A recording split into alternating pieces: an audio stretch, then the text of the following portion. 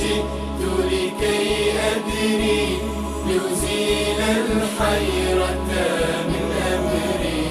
فهنا علم وهنا نور وهنا منبع كل الفكر. نهر من فقه يتجلى بعقيدة صدق في صدري. لبيك أتيتك في لهف بسؤالك يا أهل الذكر. بسؤالك يا أهل الذكر. بسم الله الرحمن الرحيم. الحمد لله رب العالمين والصلاة والسلام على أشرف الأنبياء والمرسلين سيدنا ونبينا وحبيبنا ومولانا محمد وعلى آله وأصحابه أجمعين. اللهم رب اشرح لي صدري ويسر لي أمري واحلل عقدة من لساني يفقه قولي. با یاد و نام الله متعال برنامه امروز را آغاز می‌کنیم. عرض سلام و خسته نباشید داریم خدمت یکایک شما بینندگان عزیز. در خدمت شما بزرگواران هستیم با برنامه پرسش و پاسخ که در این قسمت در خدمت جناب مولانا عبدالقدوس دهقان هستیم که خدمت ایشان نیز عرض سلام و خسته نباشید داریم. من در خدمت جناب علی و تمامی بینندگان حسیس و ارجمند عرض ادب و سلام دارم. السلام علیکم و رحمت الله و برکاته. و در خدمت جناب علی هستم با سوالات بینندگان. علیکم السلام و رحمت الله و برکاته. بینندگان عزیز، همونطور که میدونید از چندین روش شما میتونید که با ما در تماس باشین، از طریق تماس تلفنی، از طریق SMS، از طریق پیام هایی که به آدرس برنامه میفرستین و همچنین از طریق پیام های صوتی که میفرستین. امروز قصد داریم که با پیام هایی که از طریق صوتی هوسمیل فرستادین برنامه را آغاز بکنیم و چند تا سوال از پیام های صوتی شما عزیزان را بگیریم و بعد به تماس تلفنی شما عزیزان بپردازیم. اولین تماس صوتی بیننده را پخش کنید. سلام علیکم. من غلام هستم از ولایت ایراد و مسئول چشم شهری.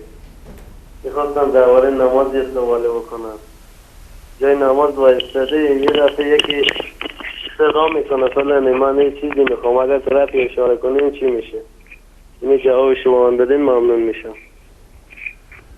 تشکر میکنم از این بیننده گرامی و جناب مولانا سوال واضح بود، بفرمایید. الحمدلله رب العالمین و صلی الله علی نبینا محمد و علی آله و صحبه اجمعین.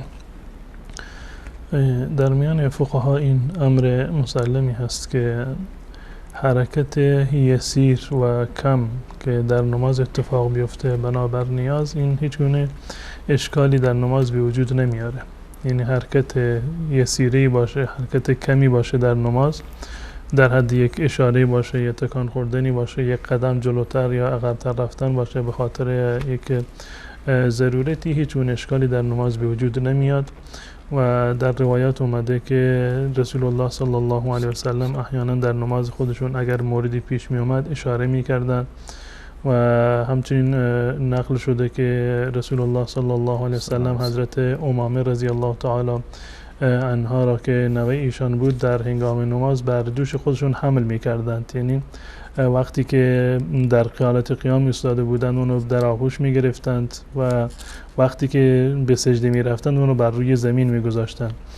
و در مورد اشاره روایت صحیح اومده از رسول الله صلی الله علیه وسلم که امام نسائی رحمت الله علیه اونو نقل کرده از حضرت صهیب رضی الله تعالی عنه که ایشان میگه یک روزی من رفتم پیش رسول الله صلی الله علیه وسلم و ایشان در حالت نماز بود و من متوجه نشدم و به ایشان من سلام دادم در حالتی که ایشان مشغول نماز بودند و رسول الله صلی الله علیه وسلم با اشاره جواب سلام مرا دادند. با اشاره جواب سلام به اصطلاح صهیب را دادند. این استنباط می شود که اگر در حد یک اشاره باشه به عنوان جواب سلامی باشه، دست بلند کردن باشه، هیچ گونه اشکالی نداره. انسان اونجایی که دست بسته و مشغول نماز هست اگر کسی سلام داد میتونه دست رو بلند بکند بدون اینکه جمله رو بر زبان تکرار بکند یا اگر کسی سوالی کرد و خیلی ضروری بود و که باید فوراً جوابش رو میداد، اون گونه که این بیننده من گفتن اشاره بکنه که مثلا فلان چیز کجا هست، اشاره بکنه که اونجا هست، هیچ گونه اشکال شرعی نداره در این زمینه. و حتی در روایت اومده که حضرت عایشه رضی الله تعالی عنها میگوید که یک مرتبه من بیرون از خانه بودم، میخواستم برم وارد منزلم بشم و در زدم، رسول الله صلی الله علیه وسلم در حالت نماز بود و دری که داشتیم روبروی قبله بود. میاد رسول الله صلی الله علیه وسلم اومدن جلو، در رو باز کردن، دوباره عقب رفتن. یعنی به خاطر نیاز این مقدار حرکت کردن در نماز یا اشاره کردن بنابر ضرورت هیچ گونه اشکالی در نماز به وجود نمیاره. درست. جزاکم الله خیر. از اتاق فرمان خواهش میکنم که پیام صوتی بعدی بیننده را پخش کنم. الو، سلام قربان، خیلی ممنونم از برنامه‌تون. یه سوال داشتم خدمتتون قربان. معذرت میخوام، غذا دادن به سگای گرسنه از نظر شرعی ثواب داره؟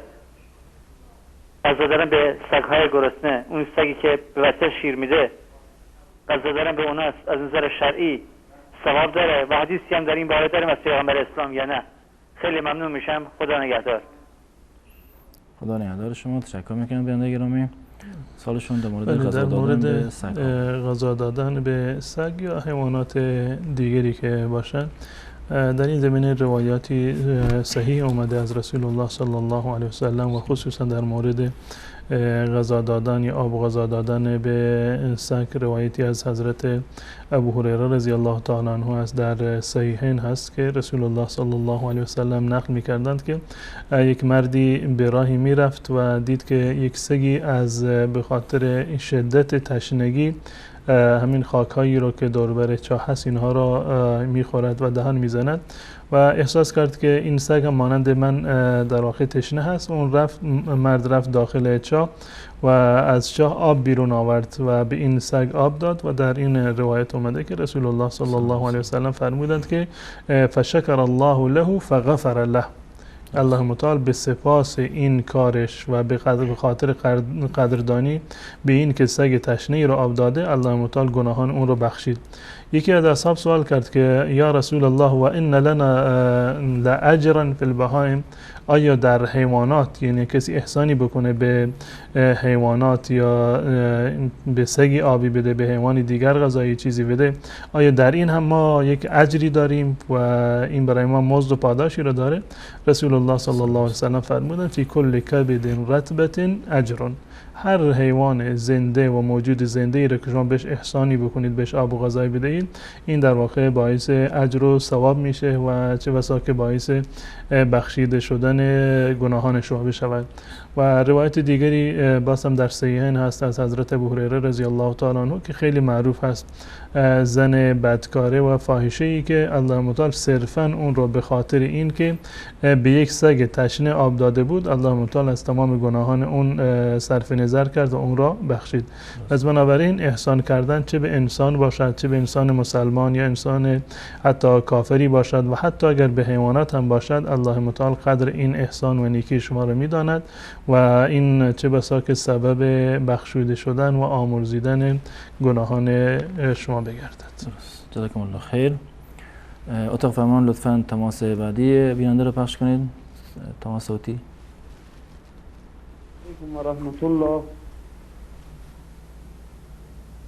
امیدوارم در پناه الله سالم و سلامت باشید. بنده عبدالله هستم از ایران. دو سوال داشتم. یکی این که استفاده از کرم مرطوب کننده، نرم کننده یا هر نوع کرم دیگری برای وضوء اشکال شرعی دارد؟ وضوعش درست است یا نه؟ و سوال دوم این که مثلا این ساعت مانده به نماز عصر خوابم ببره، وقتی بیدار میشم مثلا نیم ساعت از اذان عصر گذشته، نمازمو بعد از خواب میخونم، حکم شرعی در این مورد چیه؟ آیا درسته؟ گناه داره نداره؟ متشکرم اگر جواب بدید. خیلی ممنون. الله یار و نگهدار شما باد. حالا یار نگهدار شما نیز بود. تشکر میکنم از شما. سال اولشون استفاده کردن از مواد مانند کریم یا روغن، وازلین و امثال اینها بنابر نیاز بدن هیچ گونه اشکال شرعی ندارد، از نظر اصلی جایز است و اگر کسی بعد از وضو اینها را استفاده بکنه هیچ تأثیری بر وضو نداره، یعنی جزء شکننده های وضو شمرده نمیشوند.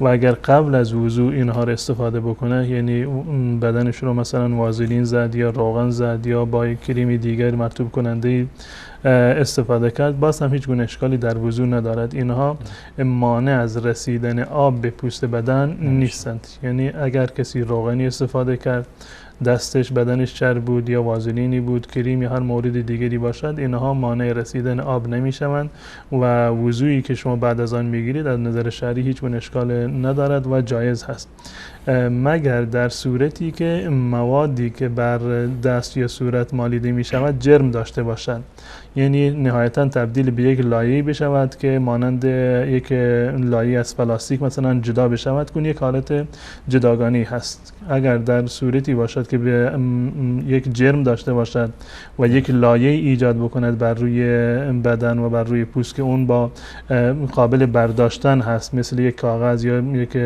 پلاستیک از روی پوست کنده می شود، در این صورت این مانع از صحت وضو می شود و وضو درست نیست. حتما باید این مورد رو برداشته بشه، مانند لاک ناخن یا بعضی از کرم هایی که به عنوان یک طبقه و یک لایه بر روی پوست می مانند. اما کرم های عمومی و وازلین یا موارد دیگر، روغن هایی که اصلا استفاده می کنند و لایه ایجاد نمی کنند، فقط صرفا بر روی دست و صورت هستند، ولو این که چربیش باقی مانده باشد، مانع از صحت وضو نیستند. وضو و غسلشون چون این افراد درسته و این اتفاقات در زمان رسول الله صلی الله علیه وسلم هم می افتاده و مردم معمولا سرهای خودشون رو یا دست و پا و صورت خودشون را روغن می‌زدند و حتی سنت از رسول الله صلی الله علیه وسلم توصیه کردند که شما روغن زیتون رو استفاده بکنید و حتی بدن خودتان رو به خاطر اینکه مرطوب باشه و پوستش زنده و خوب باشه میتونید از این روغن استفاده بکنید. استفاده از روغن ها در زمان قدیم به عنوان کرم هایی که امروزه وجود دارند این داب بوده، مردم استفاده می‌کردند و مانع وضو هم نمی‌شده و امروزه هم مانع وضو نیست، مگر در صورتی که یک جرم و لایه اضافی بر روی پوست ایجاد بشود. درست.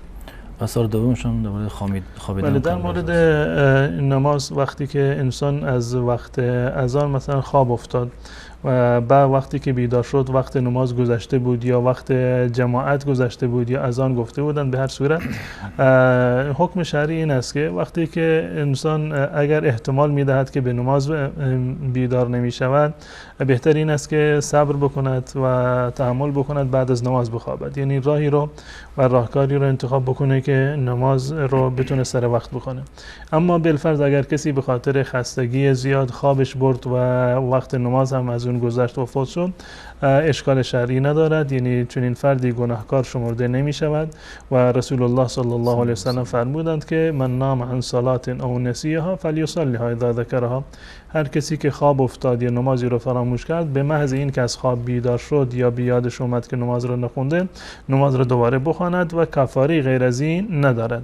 یعنی شما نیم ساعت یک ساعت بعد از عصر مثلا بیدار شدی، ولی اینکه بعد از مغرب بعد از غروب آفتاب شما بیدار شدی، حکم شرعی این است که اول نماز عصر رو بخوانید، بعد نماز مغرب رو بخوانید و هیچ کفاره دیگری و گناهی برگردن شما نیست.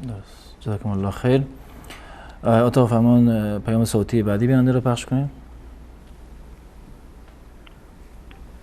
سلام علیکم. علیکم السلام ورحمت الله. زیادین هستم از افغانستان، ولایت بادغیس.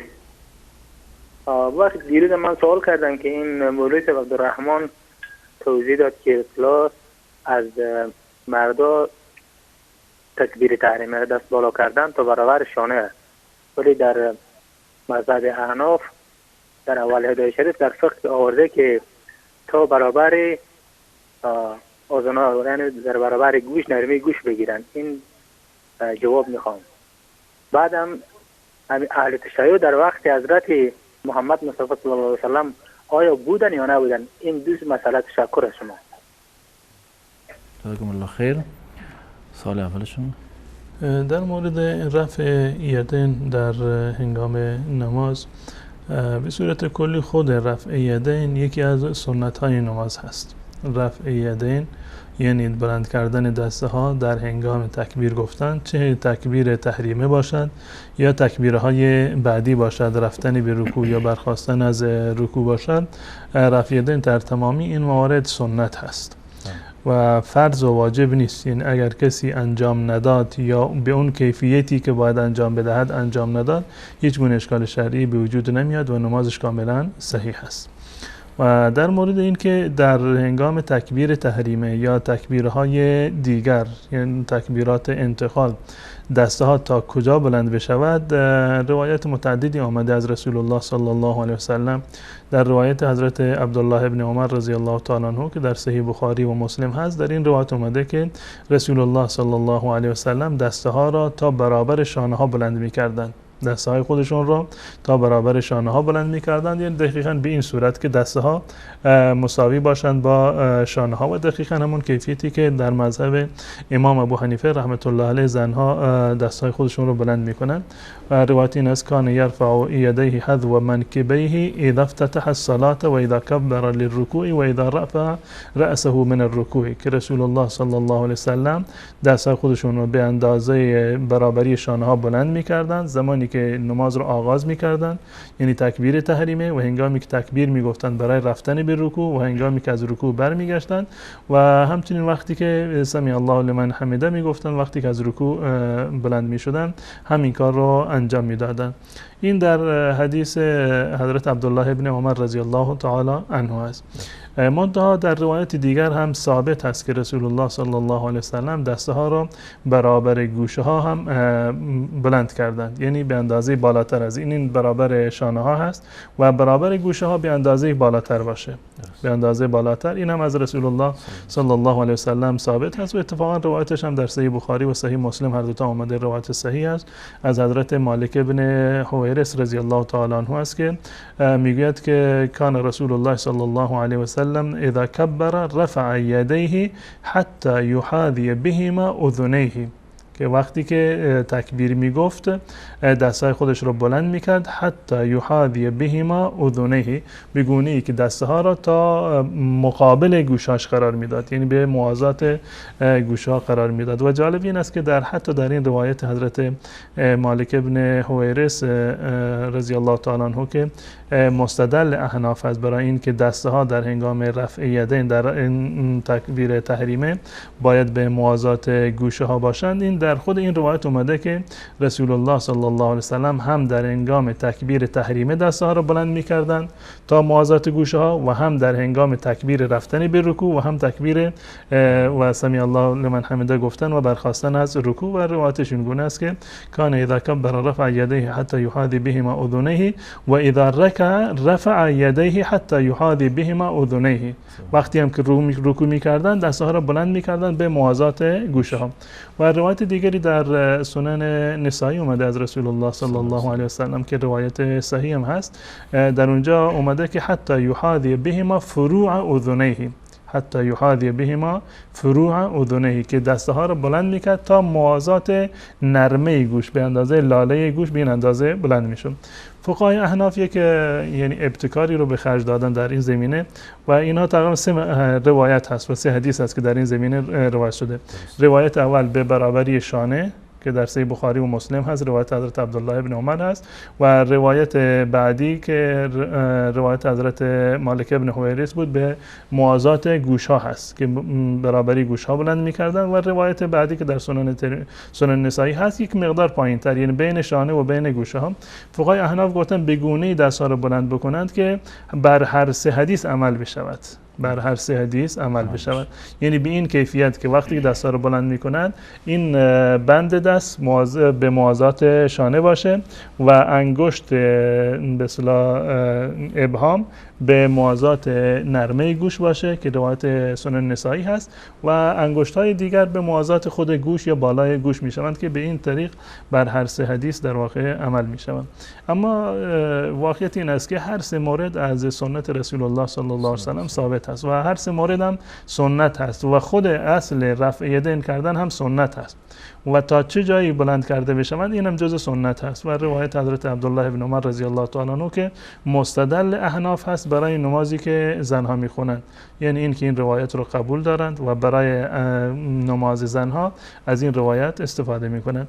هیچ گونه اشکالی نداره. بهتر و اولاتر این است که عرض کردم بارها که نماز زن و مرد یکی هست. این دست‌ها رو زن و مرد باید به اندازه شانه ها عمل بلند بکنند مانند روایت حضرت عبدالله ابن عمر که جمهور فقها هم نظرشون این هست. اگر کسی یه مقدار بالاتر بلند کرد به اندازه نرمه گوش یا حتی یه مقدار بالاتر که به موازات گوش رسیده باشه باز هم بر حدیث عمل کرده و هیچ گونه کار خلافی رو انجام نداده. به اتفاق فقها این مورد هم جایز است.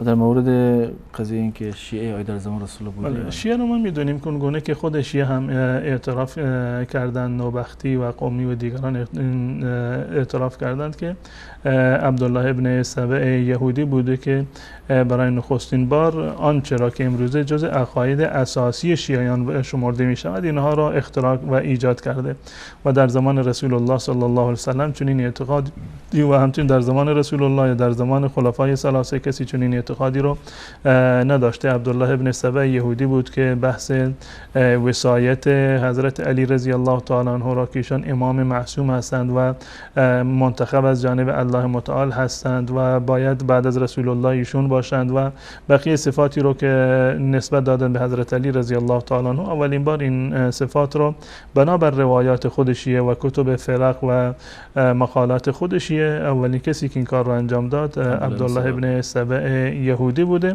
و در زمان رسول الله صلی الله علیه وسلم نه اسمتی وجود داشته به این تعبیری که شیعه میگویند و نه اذانی مثل اذان شیعه وجود داشته و نه وضوئی مثل وضوء شیعه وجود داشته و نه امامتی وجود داشته و نه کسی قائل به علم غیب بوده و نه کسی قائل به خمس بوده، خمس مکاسب و بقیه مواردی که جز مشخصه های مذهب شیعه هستند. در زمان رسول الله صلی الله علیه وسلم و صحابه هیچ گونه اثری از اونها نیست. جزاکم الله خیر. اتاق فرمان لطفاً پیام صوتی بعدی بیننده رو پخش کنید. با سلام از تهران تماس میگیرم و یه سوالی داشتم، میخواستم ببینم واقعا حضرت علی در خانه کعبه به دنیا آمده؟ این چیزی که آخوندا به ما میگن. محسن هستم از تهران. با تشکر. تشکر میکنم بیننده گرامی و سوالشون. سیدنا علی ابن ابی طالب رضی الله تعالی عنه اهل سنت و جماعت ارادت خاصی بیشون دارن، جزء عشره مبشره هستند، جزء مهاجرین اولین هستند، جزء پیشگامان مسلمانان هستند، پیشتاز بودن در اسلام آوردن و همیشه در کنار رسول الله صلی الله علیه وسلم بودند، جزء اهل بیت رسول الله هستند، داماد رسول الله صلی الله علیه وسلم هستند و فضایل بیشماری رو که حضرت علی رضی الله تعالی عنه دارند و با روایات صحیح نزد اهل سنت و جماعت ثابت شده. این هیچ گونه به اصطلاح اشکالی نداره و قابل انکار هم نیست و فضایلی رو که حضرت علی رضی الله تعالی عنه دارن بسیار بالاتر و بزرگتر از این هست که در حد به دنیا آمدن در خانه کعبه باشه. بالفرض این که تولد حضرت علی رضی الله تعالی عنه در خانه کعبه هم ثابت شده باشد، این بالفرض این که این مورد رو فضیلتی هم بشماریم، فضیلت بسیار پایینی هست در مقابل فضایل بسیار والایی که حضرت علی رضی الله تعالی عنه دارند. این موردی در واقع شمرده نمی شود. منتها از نظر سندی و روایی وقتی که نگاه میکنیم سند صحیحی برای این مطلب وجود ندارد. سند صحیحی که ثابت بکند که حضرت علی رضی الله تعالی عنه در خانه کعبه متولد شدند هیچ گونه سند صحیحی وجود ندارد و تمام نقولات تاریخی که در این زمین آمده اشکال دارند و حتی اون کسانی که ولادت علی رضی الله تعالی عنه را در خانه کعبه ذکر کردن مانند حاکم نیشابوری در کنار اون آمده و ولادت حکیم ابن حزام را هم در خانه کعبه نقل کرده، از مصعب زبیری نقل میکند این قضیه رو که حکیم ابن حزام در خانه کعبه در واقع به دنیا آمده و عرض کردم که سند صحیحی برای این که سیدنا علی رضی الله تعالی عنه در خانه کعبه به دنیا آمده باشند وجود نداره و خانه کعبه ما میدونیم که که سیدنا علی رضی الله تعالی عنه حدود 8 سال تقریبا قبل از بعثت رسول الله صلی الله علیه وسلم به دنیا آمدند و خانه کعبه در آن زمان حتی تا قبل از فتح مکه بت‌های مشرکان در آن بودند، یعنی 360 تا بت در داخل خانه کعبه و در پیرامون کعبه بودند و ولادت در کنار بت‌ها فکر نمی‌کنم که فضیلتی باشه. عرض کردم که بالفرض این که فضیلتی حساب بکنیم، فضایل دیگر سیدنا علی رضی الله تعالی عنه آنقدر زیاد هست و آنقدر قوی هست و واضح و آشکار هست که نیازی نیست که این مورد رو هم به فضایل سیدنا علی رضی الله تعالی عنه اضافه بکنیم. اضافه بر این که ما میدونیم که یکی از احکام شرعی که برای مساجد به صورت کلی و مسجد الحرام هست این است که زنهای حایضه، زنهایی که در حالت عادت ماهیانه هستند یا در حالت بعد از نفاس هستند یا حتی در حالت جنابت هستند، رسول الله صلی الله علیه و سلم چنین افرادی رو حتی اجازه نمیدادند که وارد مسجد بشوند. حتی وارد مسجد بشوند هم رسول الله صلی الله علیه و سلم اینو اجازه نمیدادند، چه برسد به این که خانه کعبه و مسجد محل زایمان در واقع باشه. زن حایضه اجازه ندارد که وارد مسجد بشود، از مسجد در مسجد بنشیند، چه برسد به این که ما بگیم که اینو یک حکم شرعی قرار بدیم که در مسجد زایمان بکنند. و عرض کردم که از نظر سندی سند درستی نداره و بالفرض آن که ثابت شده باشد فضیلتی نیست و بالفرض این که فضیلتی هم شمرده بشود فضیلتی بسیار پایین و اندک هست در مقابل بقیه فضائل سیدنا علی رضی الله تعالی عنه قابل ذکر نیست. جزاکم الله خیر. آتا فرمان خواهش میکنم که پیام صوتی بعدی بیننده رو پخش کنید. الو سلام. من جواب خواستم بپرسم وقتی سجده میتونه دعا کنه پیش خدا؟ برای این سوال می‌خواستم بپرسم. من از ایران تماس می‌گیرم از ولی خدا. تشکر می‌کنم بنده گرامی. بفرمایید. بله، در مورد دعا کردن در هنگام نماز و یعنی در حالت‌های متفاوتی که در نماز هست روایت متعددی اومده. دعا کردن در حالت قیام، یعنی در دعای استفتاح و آغازین دعای نماز انسان دعا بکند، جایز هست در سجده دعا بکند یا در التحیات در واقع بعد از خوندن درودها دعا بکند. اینها ثابت هست از رسول الله صلی الله علیه و سلم. حضرت عبدالله ابن عباس رضی الله تعالی عنه در روایت صحیح مسلم میگویند که رسول الله صلی الله علیه و سلم فرمودند که اما الرکوع فعظموا فیه الرب، در هنگام رکوع شما تعظیم الله را به جا بیاورید، یعنی سبحان ربی العظیم، کلماتی رو بگویید که بیان عظمت و بزرگی الله متعال باشه. و اما السجود فاجتهدوا فی الدعاء، و اما در هنگام سجده تلاش بکنید، زحمت بکشید برای دعا کردن، یعنی زیاد دعا بکنید. فقمین ان یستجاب لکم، سزاوار هست که الله متعال دعای شما را قبول بکند. به خاطر اینکه در روایت دیگر از روایت حضرت ابو هریره رضی الله تعالی عنه آمده که اقرب ما یکون العبد من ربه و هو ساجد، نزدیکترین حالتی که انسان به پروردگار خودش دارد همون حالتی هست که انسان سرش را به سجده گذاشته. این نزدیکترین حالتی هست که انسان میتواند به الله متعال در واقع نزدیک باشد. به این خاطر رسول الله صلی الله علیه و سلم فرمودند فاکثروا من الدعاء، به این خاطر در هنگام سجده شما زیاد دعا بکنید. نه تنها دعا کردن جایز هست در حالت سجده، چه در نماز فرض باشه یا نفل و سنت باشه، حتی رسول الله صلی الله علیه و سلم دستور به زیاد دعا کردن دادند. فاکثروا من الدعاء، زیاد دعا بکنید. هم رسول الله صلی الله علیه و سلم یعنی با زبان خودشون قولا دستور دادند به این که ما در حالت سجده دعا بکنیم، و هم این که رسول الله صلی الله علیه و سلم در حالت سجده در واقع خودشون هم دعا میکردند.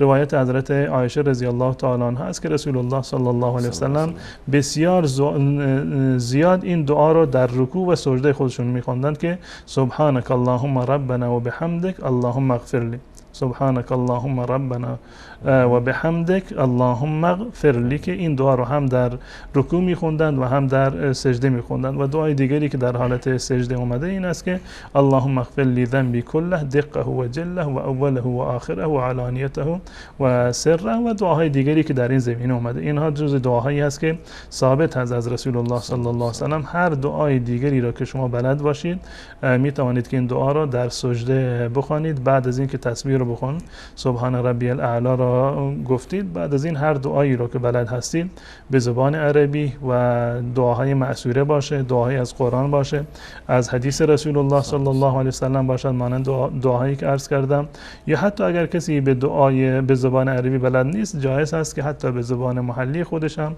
دعا بکند، اشکالی در نمازش به وجود نمیاد. و دعا کردن در سجده یکی از جاهای اجابت دعا هست، انشاءالله که الله تعالی دعای تمام مسلمانان را که به صلاح دین و دنیاشون هست اجابت بفرماید انشاءالله. جزاکم الله خیر.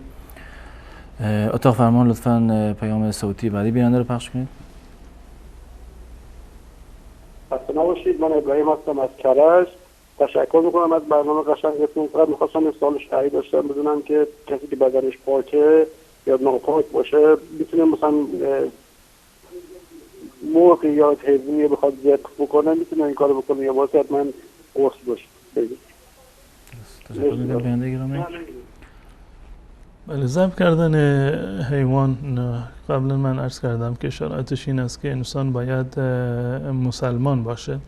این اصلی ترین شرطش این است که انسان مسلمان باشه که این حیوان رو ذبح بکند، و یا اینکه اهل کتاب باشد. وقتی که حیوانی رو ذبح بکند، این از نظر شرعی در واقع یک ذبح شرعی شمرده می شود و اون حیوان حلال می شود و تفاوتی ندارد که ذبح کننده بچه باشد یا این که زن باشد یا مرد باشد. در تمامی موارد این از نظر شرعی وقتی که حتی یک صبی ممیز و عاقل این کار را انجام بدهد و به هدف ذبح کردن ذبح شرعی باشد، این از نظر شرعی حلال هست و اشکالی نداره. حتی خانم ها اگر کسی حیوانی رو ذبح بکنند اشکال نداره. در این زمینه روایتی هست در صحیح بخاری که یک دختری چوپان بود با گله خودش و یکی از گوسفندان در حالت مرگ بود، اون رو سر برید و آوردن پیش رسول الله صلی الله علیه وسلم و ایشون گفتند که صبر بکنید من برم از خود رسول الله صلی الله علیه وسلم سوال بکنند که حکم شرعیش چی است،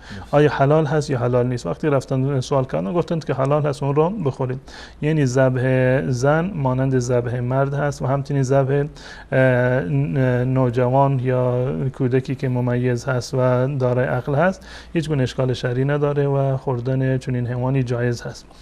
و برای حلال بودن حیوان شرط نیست که انسان پاک باشه، با وضو باشه، یعنی که در حالت جنابت نباشه. حتی انسان مسلمانی که در حالت جنابت هست یا زنی که در حالت عادت ماهیانه یا نفاس بعد از زایمان هست، اگر حیوانی را، مرغی را، گوسفندی را سر ببرند از نظر شرعی حلال هست و هیچ گونه ممنوعیت شرعی و کراهتی در این زمینه وجود ندارد. حتی به اندازه‌ای که یعنی من سراغ ندارم که کسی از فقها گفته باشند که این حرام هست و جایز نیست. حتی ابن قدامه رحمت الله علیه هم در این مورد اجماع رو نقل کرده که به اجماع تمام مسلمانان اگر یک مسلمانی ولو این که در حالت جنابت باشد یا زنی ولو این که در حالت عادت ماهیانه و نفاس باشد حیوانی را ذبح شرعی بکند از نظر شرعی حلال هست، هیچ گونه اشکالی وجود ندارد، زیرا که این نجاست یک نجاست حکمی هست. وجود انسان مسلمان همیشه پاک هست.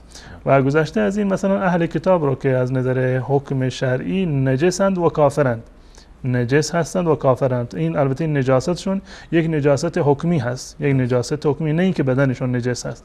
با وجود این وقتی که یک فردی از اهل کتاب یهود و نصارا حیوانی رو ذبح بکنن برای ما حلال است، چه برسد به این که یک فرد مسلمان باشه ولی اینکه در حالت جنابت باشه. در روایت اومده که رسول الله صلی الله علیه و سلم فرمودند که المسلم لا ینجس، مسلمان نجس نمی شود. یعنی حالت در روایت حضرت ابو هریره رضی الله تعالی عنه که فرمودند که بخاطر جنابت انسان نجس نمی شود، گرچه یک نوع نجاست حکمی وجود دارد که باید برود غسل بکنند، اما بدین معنی نیست که اگر دستش به کسی بخورد یا عرقش یا فرض کنیم آب دهانش نجس باشه یا لباسی که پوشیده به اون اصابت بکنه نجس باشه، این گونه نیست. پس بنابراین وقتی که حیوانی رو هم ذبح بکنه در حالت جنابت یا در حالت قاعدگی هیچ گونه اشکال شرعی وجود نداره و کاملا و 100% حلال و جایز هست.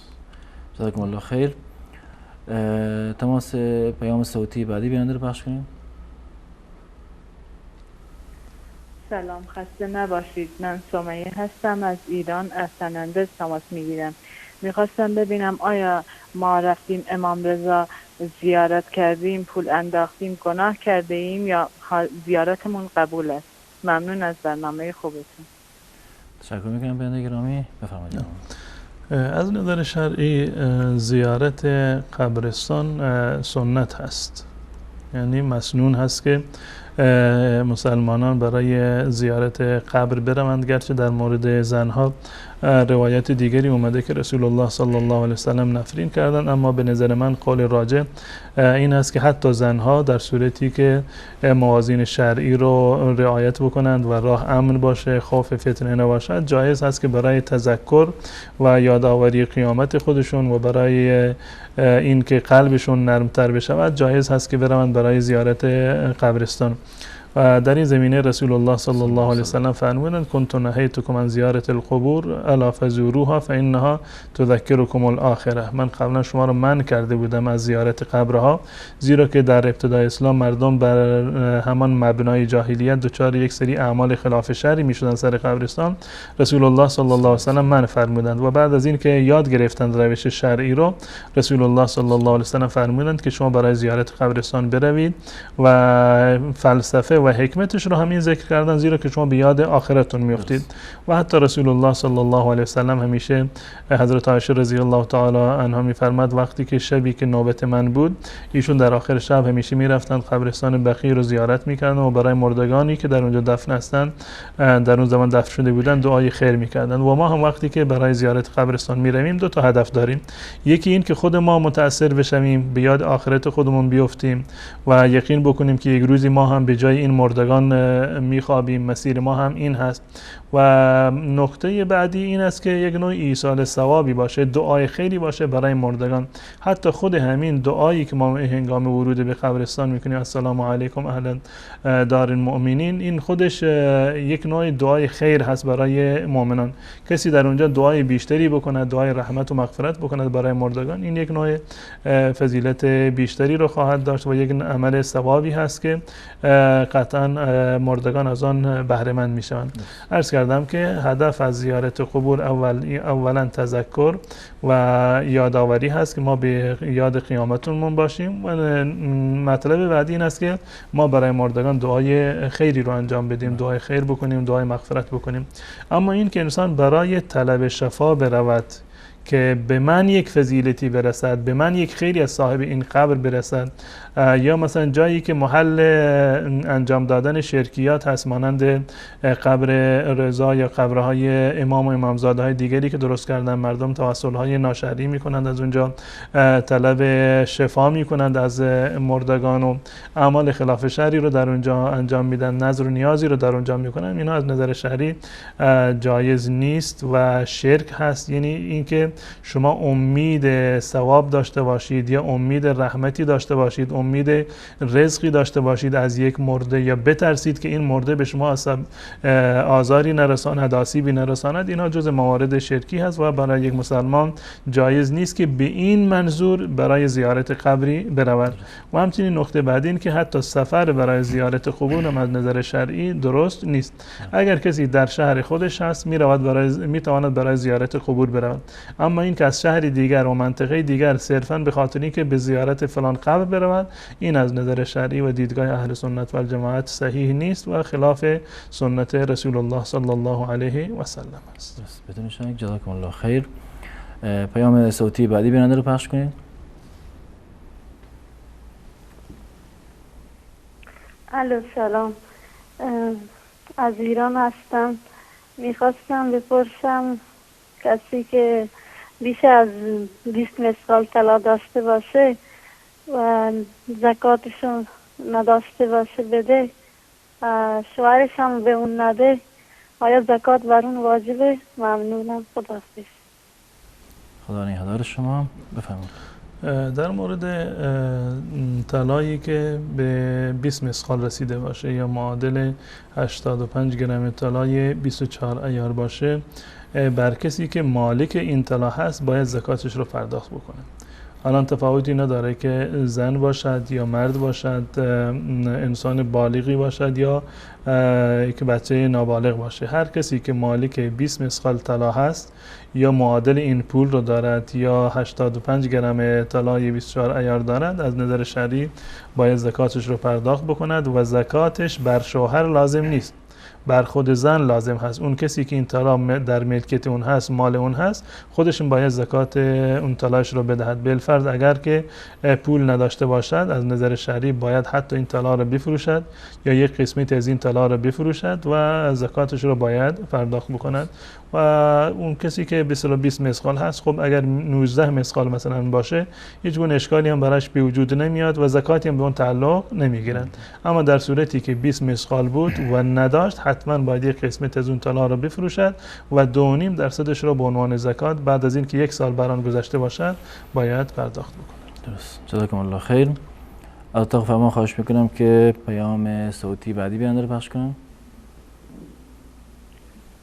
علیه السلام. مسئله حق. ببخشید ما هم از کتاب مزاحم شدم. میخواستم یه سوال بپرسم. آیا زکات به زن مربوط هست یا نه؟ من پسرم یه مقدار پول دارد، اون خودش سرباز است. میخواستم یواشکی بدون اجازه اون، اجازه پسرم، بدون اجازه شوهرم زکات اون پولو پرداخت کنم. ولی الان شوهرم راضی نیست. پسرمو بهش میگم سرپیچی میکنه، میگه آیا من سرباز هستم، زکات به من آیتی، ولی خودم میگم بعد زکات رو بپردازم. یا باشه که اون زکات رو بپردازم گناه دارد یا خیر؟ من چند تا بچه دارم، شوهرم خودش شغلش کارگری است، منم لباس پوشک برایشون میخرم، خودش بهم پول میده، ولی هر چیزی میخرم برای پسرم، برای دخترم، بچه هم خودم میخرم، در لحاظ پوشک و پوشیدن اون چیزا. ولی نمیدونم حالا هر پولی مثلا به دست من میده، اون پولی که پسرم پول دارد دست من است، الانم زکاتش بپردازم اونم نمیدوند، ولی میگم گناه دارد یا باشه که اون پولو بپردازم یا باید به اونم بگم، به اون بگم اون سرپیچی میکنه، میگه آیا زکات به من تبلغ نمیشه، زکات به من نمیشه، من خودم هنوز خانه ندارم، زن نگرفتم، خودم سربازم. خداحافظ. شرمنده مزاحمتون شدم. خداحافظ. خدا نگهدار شما. بفرمایید. همون گونه که قبلا هم عرض کردم، از نظر شرعی زکات حق مال هست، یعنی این زکاتی که وجود داره بر مال هست، نه بر خود شخص هست. وقتی که شما مسئول و سرپرست فرزندتون هستید و فرزندتون مالی رو داره و ثروتی رو داره که پیش شما گذاشته، در صورتی که به مقدار نصاب زکات برسد، در صورتی که به مقدار نصاب زکات برسد، یعنی این که 85 گرم طلای 24 عیار باشد و اگر پول نقد هست یعنی قیمتش مساوی باشه با قیمت 20 مثقال طلا یا همون 85 گرم طلای 24 عیار و 1 سال کامل پیش شما مانده باشد. 1 سال کامل از زمانی که شما اینا رو تصاحب کردید یا از زمانی که فرزند شما این پول رو در اختیار گرفته و به شما تحویل داده، این در واقع گذشته باشد، در اون صورت زکات دارد و 2.5% از زکات به تعبیر عامیانه 41 هست. این کل اون مال رو که چند میلیون تومان بالفرض هست، اونو تقسیم بر 40 بکنند، یک قسمتش رو به عنوان زکات بدند، این می شود 41 یا همون 2.5%. و هیچ گونه اشکالی نداره، بلکه وظیفه شرعی کسی که صاحب و ولی امر یک یتیمی هست یا یک فرزند خودش هست، ولی اینکه یتیم نباشه، مال فرزندش هست پیش خودش نگه داشته، از نظر شرعی پدر و مادر باید اون پولی رو که به فرزند دادند یا فرزند خودش داره زکاتش رو پرداخت بکنه. هیچ گونه اشکال شرعی نه تنها که اشکال نداره، بلکه وظیفه پدر و مادر هست، ولی اینکه نه اینا ملاک نیست که ازدواج نکرده، خونه نداره، ماشین نخریده، وسایل خونش کامل نیست، اینا ملاک نیستن. تا زمانی که شما پولی رو تبدیل به وسایل خونه نکردید، پولی رو تبدیل به خونه نکردید، پولی رو به عنوان مهریه پرداخت نکردید، پیش شما هست و مال فرزند شما هست، این پول در واقع زکات به آن تعلق میگیرد و 2.5% هست زکاتش. البته به شرط این که 1 سال از این پول بگذرد. 2 تا شرط داره. 1 سال کامل از زمانی که این پول رو تصاحب کرده در اختیارش اومده بگذرد و شرط دومین است که به مقدار نصاب برسد، یعنی سقف زکات برسد که همان 85 گرم طلای 24 عیار هست یا معادل آن پول نقد وقتی که باشند زکات دارند و زکاتشون 2.5% هست.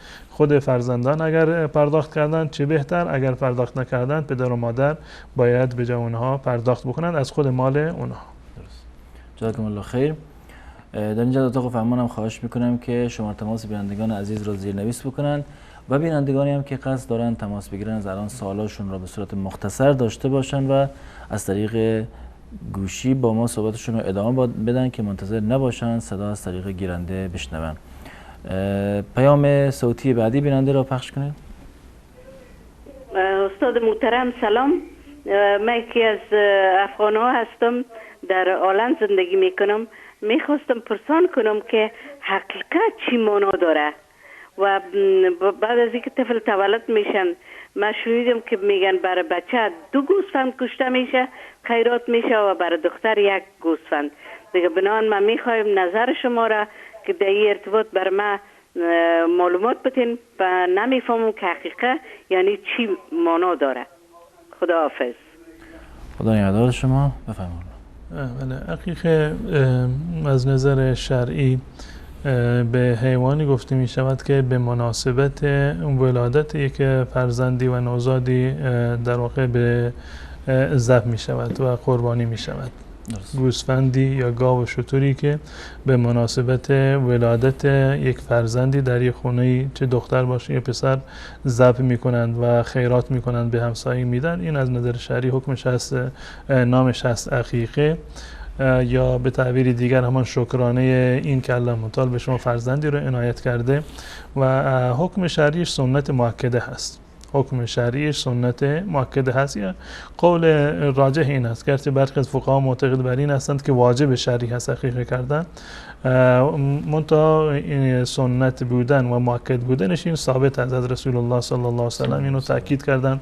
خودشون برای فرزندان خودشون عقیقه ذبح می‌کردند، یعنی به مناسبت ولادت فرزندانشون عقیقه می‌دادند و سنت این است که این عقیقه در روز 7م ولادت انجام بشود، یعنی در روز 7می که نوزاد به دنیا اومده سرش رو بتراشند و هم وزن موی سرش نقره صدقه بکنند، یعنی مویش رو بتراشند وزن بکنند موی سرش رو و به اندازه وزن موی سرش نقره صدقه بکنند. یه چیزی دیگر غذایی اگر که هم صدقه دادن در صورتی که نقره نبود باز هم اشکال شرعی نداره. تمام این موارد سنت هست و این که در روز 7م نامگذاری بشه، تمام اینها در روز 7م هست، یعنی روز 7م کودک رو نام بگذارند و سرش رو بتراشند و عقیقه برایش ذبح بکنند، جز سنت ها هست و عرض کردم که سنت مؤکده هست و در صورتی که کسی فقیر باشد هیچ گونه لزومی نداره که برود قرض بکند حتما این کار را انجام بدهد و به خاطر فقر این ساقط می شود. در صورتی که انسان فقیر باشد ساقط می شود. دقیقاً مانند زکات هست، وقتی کسی که پولی رو نداره زکاتی بر اون تعلق نمیگیره. مانند حج هست، وقتی کسی پولی رو نداره که به حج بره فرضیت حج از گردن اون ساقط می شود. عقیقه بالفرض این که واجب بشود، من عرض کردم که قول راجح این است که سنت مؤکده هست، بالفرض این که واجب هم باشد در صورتی که کسی توانایی نداشته باشد از گردنش ساقط می شود. یا اینکه سنت هست که برای پسر 2 تا گوسفند باشه، اگر کسی توانایی 2 تا گوسفند را نداشت یکی گوسفندی رو ذبح کرد باز هم هیچ گونه اشکال شرعی نداره و گناهکار نمیشه. در این زمینه روایاتی متعدد اومده از رسول الله صلی الله علیه و سلم و در سنن ابو داود و نسائی از حضرت عبدالله ابن عمر رضی الله تعالی عنه اومده وقتی که برای کسی از شما فرزندی به دنیا اومد، من ولد له ولد فاحب ان ينسك، تعبیری که در اینجا آمده این است که فاحب ان ينسك، دوست داشت این کار رو انجام بده. یعنی این که دلالت بر سنت مؤکده بودنش رو میکند. رسول الله صلی الله علیه و سلم فرمودن فلینسک عن الغلام شاتان مکافئتان و عن الجاریه شاتون، برای فرزند پسر 2 گوسفند ذبح بکنند و خیرات بکنند و برای فرزند دختر 1 گوسفندی رو ذبح بکنند و خیرات بکنند. این عرض کردم که سنت مؤکده هست. اگر کسی نتوانست اشکال شرعی نداره. اگر در روز هفتم نتوانست قبل از اون ذبح کرد بازم اشکال نداره. اگر در روز هفتم نمیتوانست بعداً ذبح کرد بازم اشکال شرعی ندارد. اگر به خاطر فقر و تنگ دستی اصلا نتوانست که چنین کاری رو انجام بدهد باز هم گناهی یا حقی از فرزند برگردن پدر و مادر نیست. جزاکم الله خیر. تماس‌های بینندگان عزیزم آماده است و من باز تکرار میکنم بینندگانی که قصد دارن تماس بگیرن لطف کنید که از طریق گوشی تلفن با ما صحبت بکنید و سوالاتون نیز مختصر باشه. اولین بیننده رو میگیریم. سلام علیکم، برنامه پرسش و پاسخ بفرمایید. بله سلام علیکم. علیکم اول سلام و عرض ادب میکنم خدمت مولانا و من در لندن زندگی میکنم.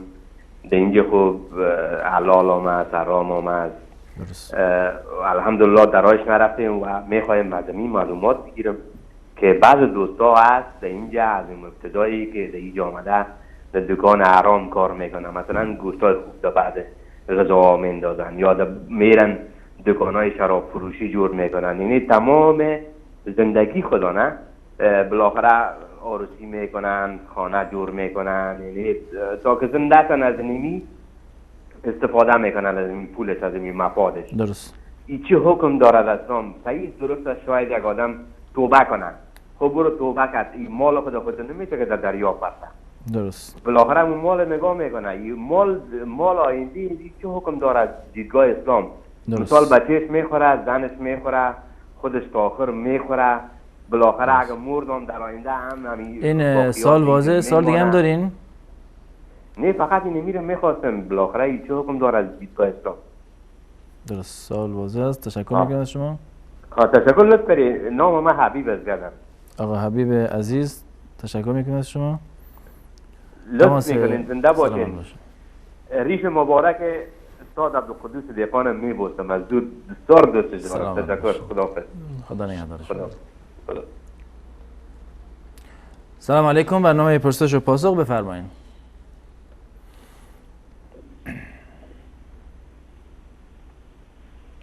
سلام علیکم بفرمایید. الو سلام. علیکم السلام و رحمت الله، در خدمت شما هستیم. خوبی برادر؟ سلامت باشین. یه سوال داشتیم. بفرمایید، سوال شرعیتون در خدمتیم. در مورد نماز عصر و وقت نماز عصر و مغرب در منطقه ما وقتی اذان میگن بعد مثلا نماز میخونه از مسجد میای بیرون با اذان مغرب 40 دقیقه فاصله میمونه. آیا این درست هست؟ چجوری هست؟ مثلا توضیح بدید. ممنون متشکرم. درست. سوال دیگه هم دارین؟ نه متشکرم. ممنون میشم استاد جان. سوال تو این است که از مغرب یعنی تا از عصر تا مغرب 40 دقیقه فاصله هست. آره از مسجد بیرون میاییم 40 دقیقه فاصله است با مغرب. زیاد فاصله وجود نداره. تشکر میکنم از شما. تماس بعدی بیننده رو میگیریم. سلام علیکم، برنامه پرسش و پاسخ بفرمایید.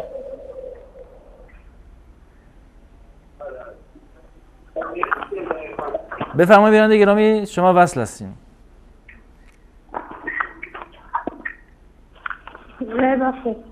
بفرمایید. من درباره طلاق پرسیدم.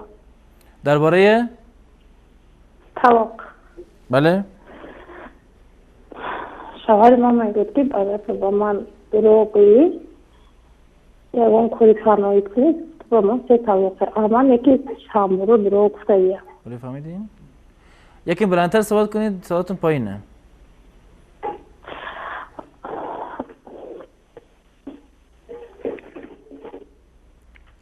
اگر لطف کنید دوباره سوال بپرسین. سوالشون واضح نبود متاسفانه.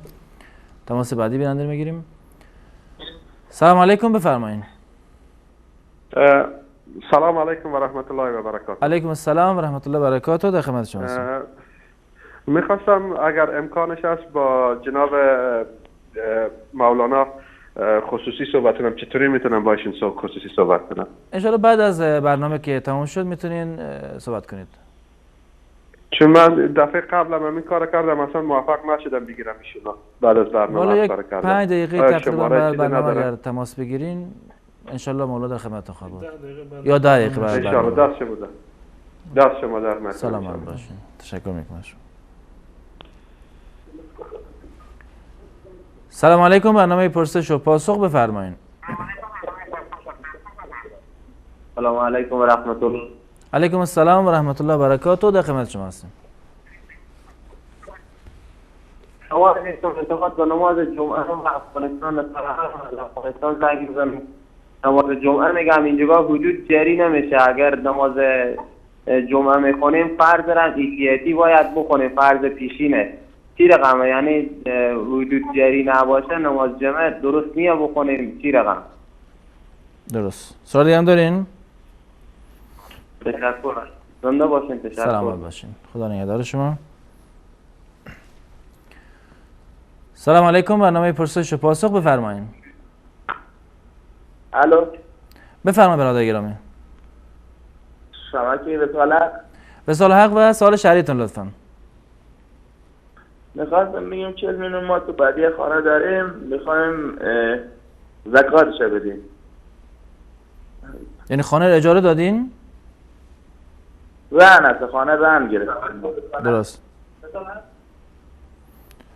میخواین زکاتش بدین؟ میخوایم فقط زکاتش بدیم. یعنی شما خونه رو رهن کردید، پول دادید، خونه رو به قول معروف بله اجاره رهن کردیم. 40 میلیون رهن کردیم، میخوایم زکات چقدر بیشتر. درست. تشکر میکنم از شما. خدا نگهدارتون. تماس بعدی بیننده رو میگیریم. سلام علیکم. برنامه پرسش و پاسخ بفرمایید. بله سلام علیکم.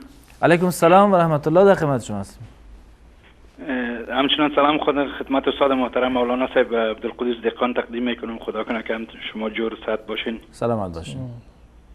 یک سوال داشتم استاد محترم که مثلا وقتی که ما در نمازهای 4 رکعتی در جماعت برابر میشیم، 2 رکعت اولش گذشته در اتحیات میرسیم، دوباره که استاده میشیم که خود 2 رکعت خالیش خود با امام میخونیم، بعد از در رکعت 4م که در اتحیات میشینیم ما سلام نمیگردیم. وقتی که استاد شدیم همین 2 رکعت که از پیش ما تیر شده ما باید هم 2 رکعت پر بخونیم یا باز هم 2 رکعت دیگه رو تنها الحمدلله رو بخونیم، خالی بخونیم نمازه؟ درست. بله. سوال دیگه که یک سوال دیگه که در نمازهای جنازه دعایی که بر میت خوانده میشه، کدام دعایش پیغمبر خدا سلام خوانده که زیاد مشهور بوده که بر مثلا پیر و جوان و مثلا زن و فرمسال طفل برای کلش خوانده شده باشه می دعا؟ درست. سوال دیگه هم دارین؟ دیگه یک جان تشکر. زنده باشین، خیر ببینید. سلامت باشین. تشکر میکنم از شما. سلام علیکم. برنامه پرسش و پاسخ بفرمایید. بله سلام علیکم. علیکم السلام و رحمت الله. در خدمت شما هستیم. جناب محترم سلام خدا خدمت شما و خدمت مولانا صاحب تقدیم میکنم. یک 2 سوال داشتم. بفرمایید. سوال اولتون؟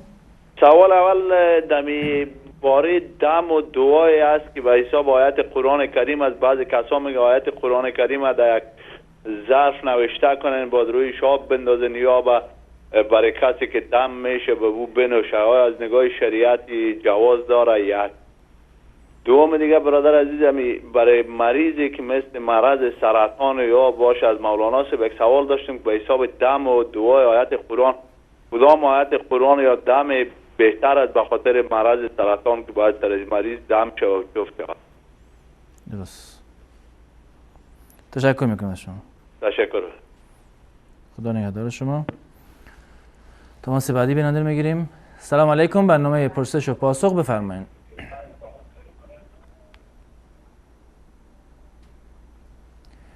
سلام علیکم بفرمایید.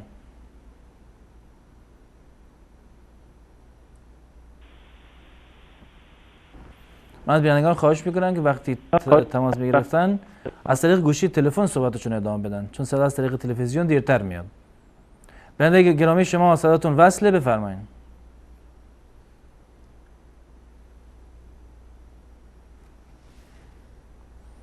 تماس بعدی بیننده میگیریم. سلام علیکم، برنامه پرسش و پاسخ، بفرمایید.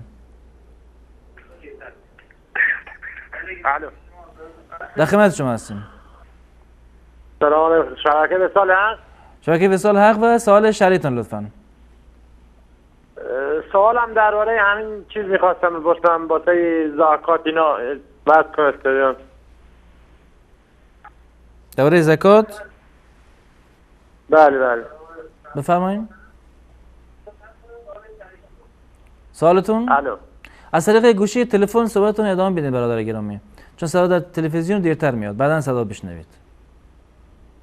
بعداً بشنوید. یه سوال من اینه که کسانی که مثلا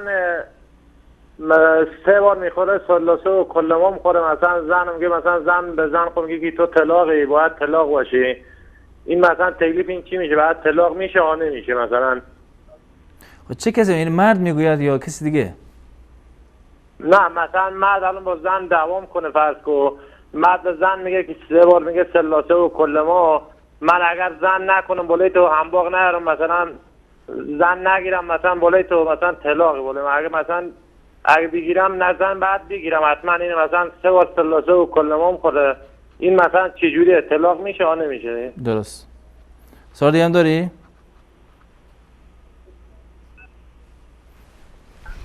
تشکر میکنم از شما. تماس بعدی بیننده بگیریم. سلام علیکم، برنامه پرسش و پاسخ، بفرمایید. علیکم السلام و رحمت الله و برکاته. آیا جان درباره عزیر درباره عزیر پیامبره یا که در روزه پیامبران؟ عزیر. درست. یهودیان میگن که عزیر آیا پیامبر بوده یا نه؟ ها بله. سوال دیگه هم دارین؟ بعد شداد کیا حضرت جان؟ شداد؟ بله بله. سوال دیگه هم دارین؟ رحمان السلام علیکم و رحمت الله و برکاته. علیکم السلام و رحمت الله و برکاته. سلام علیکم، برنامه پرسش و پاسخ، بفرمایید. یعنی گرامی صدای شما خیلی پایینه، لطفاً بلندتر صحبت کنید. ظاهراً تماسشون مشکل داره، تماس بعدی بیننده رو بگیریم. سلام علیکم، برنامه پرسش و پاسخ، بفرمایید.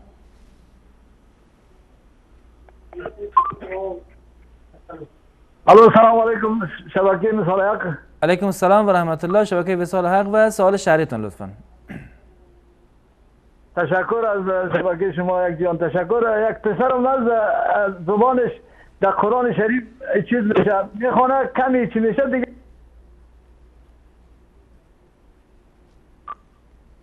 زبانش میگیرد، گیر میکنه یا لیکن از زبان پیدا میکنه؟ قرآن شریف گیر میکنه دیگه در زبان بند میشه زبانش. درست. تشکر، زنده باشین. همین سوال ما بود. تشکر از شما. سلام علیکم، برنامه پرسش و پاسخ، بفرمایید.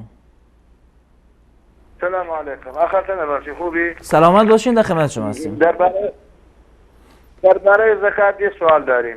درباره زکات از گله که 6 ماه با دهان خودش میچره، ولی 6 ماه ما واسه علوفات و چیز براش میخریم، آیا از این گله زکات چطوری تعلق میگیره؟ ممنون میشین اگه بسه مشاره بدهید. شما براش چی میخرید؟ این گله گوسفند هست، شما چی مقدار در بیابان هست و در خونه چی میخرید براش؟ والله علف میخریم، جو میخریم، کنسانتره میخریم، اینا میخریم والله. بسیار ضرورت هم شاید بخریم. که 6 ماه یعنی خودش میچره و 6 ماه هم براش میخرن. سلام علیکم، بفرمایید.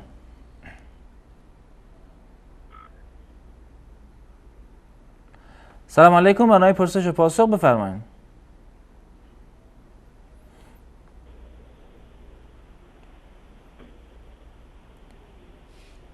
سلام علیکم، برنامه پرسش و پاسخ در خدمت شما هستیم. ببخشید من به روی سیستم تماس میگیرم. 3 تا سوال داشتم. در خدمت شما هستیم. سوال اول در الو. بله، از طریق گوشی تلفن صحبتتون ادامه بدین. لمس کردن مادرزن به شهوت فتوای احمد زن طرف حرام میشه، یعنی چجوری؟ بعد چنین اتفاقی بیفته تکلیف چیه؟ سوال دومتون چیه؟ سوال دوم ببخشید صداتون داره قطع وصل میشه متاسفانه.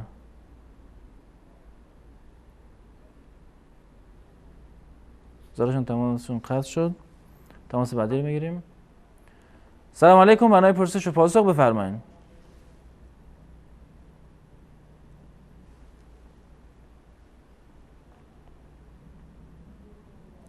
سلام علیکم، بفرمایید.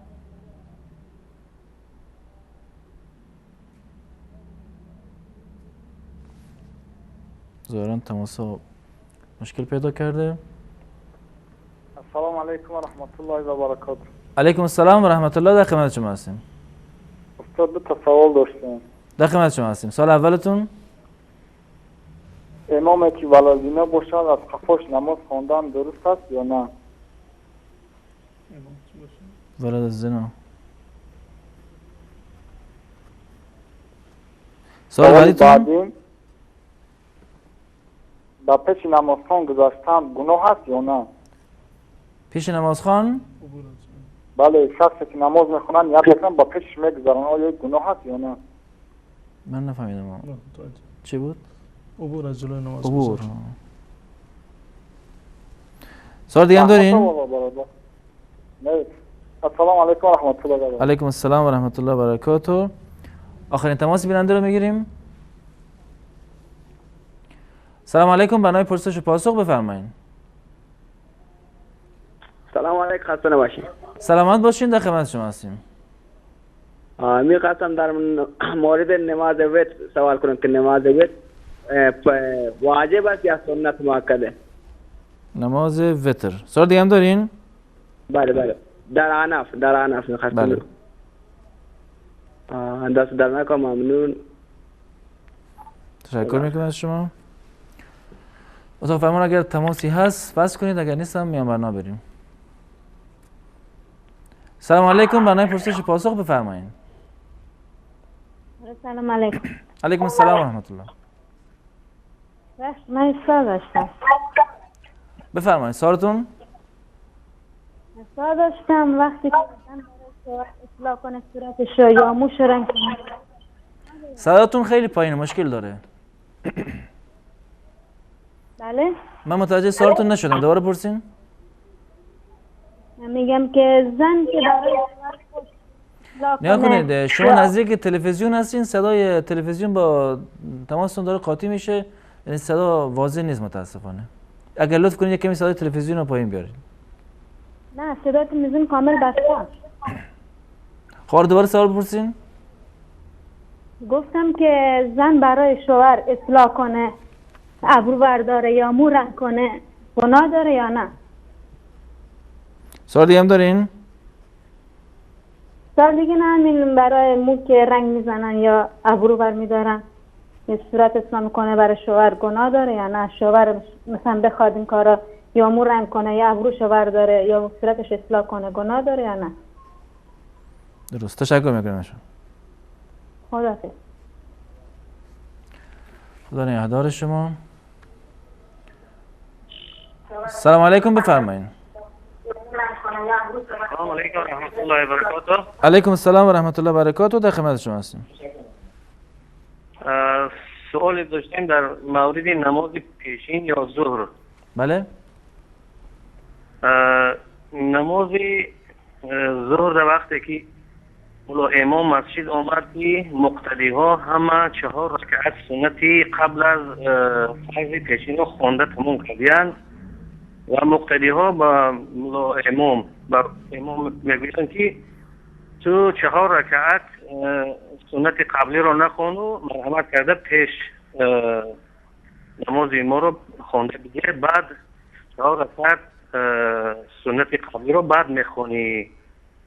آیا همین طور خواندن مولا امام درست است که سنت قبلی رو بعد بخونم؟ سنت قبلی رو نخوانده بله بعد بخواند، پیش در آمده 4 رکعت فرض پیشین ظهر را بخواند و بعد از نماز 4 رکعت بعدی را بخواند.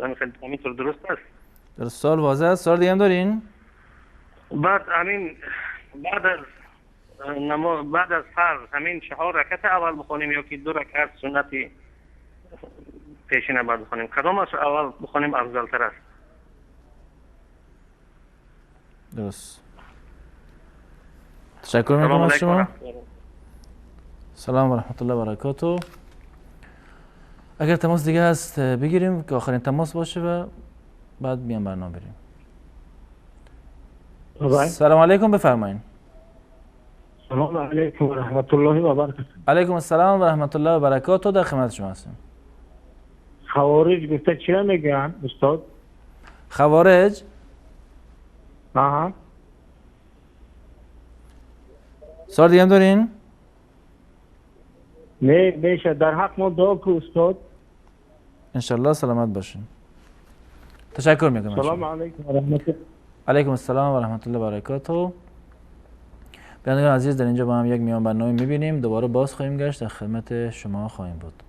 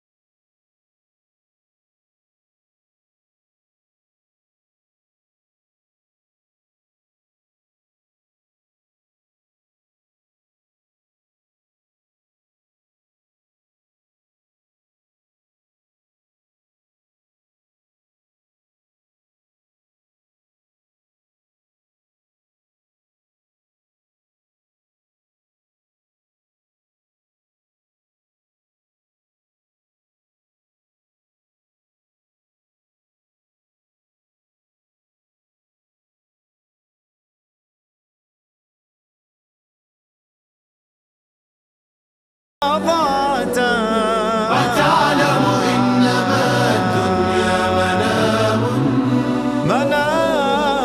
فأحلى ما تكون إذا انتبهت هي الدنيا إذا سرتك يوما تسوك ضعف ما فيها سهرت تحدث عنهم وتقول كانوا نعم كانوا كما والله كنت حديثك هم وأنت غدا حديث لغيرهم فأحسن ما استطعت سل الأيام عن عم وخال وما لك والسؤال وقد علمت ألست ترى ديارهم خواء فقد أنكرت منها ما عرفت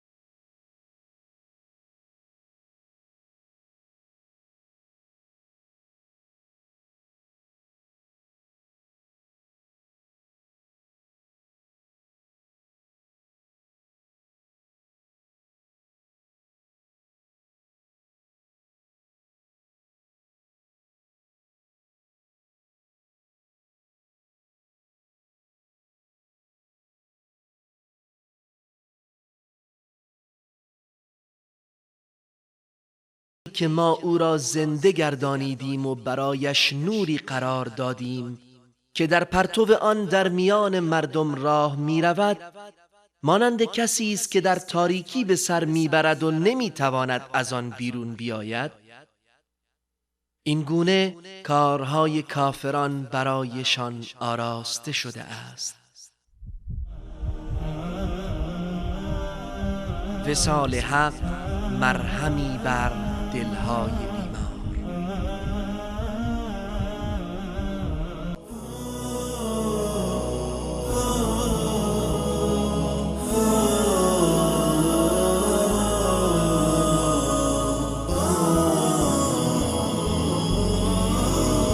بسؤالي جئت لكي أدري لأزيل الحيرة من أمري فهنا علم وهنا نور وهنا منبع كل الفكر نهر من فقه يتجلى بعقيدة صدق في صدري لبيك أتيتك في لهف بسؤالك يا أهل الذكر بسؤالك يا أهل الذكر. عرض سلام و خسته نباشید مجدد دارم خدمت یکایک شما بینندگان عزیز. جناب مولانا بینندگان چندین سوال پرسیدن از طریق تماس تلفنی و اولین بیننده گفتن که از اروپا و در لندن زندگی میکردن، گفتن خیلی ها مسلمان هم هستن و میان در کشور اروپایی در مغازهایی که اجناس حرام مثل شراب میفروشن مشغول به کار میشن و از این طریق خرج زندگی و زن بچه و حتی درست کردن خونه خود را میدهند. کار کردن در اینجور مغازه ها چه حکمی داره؟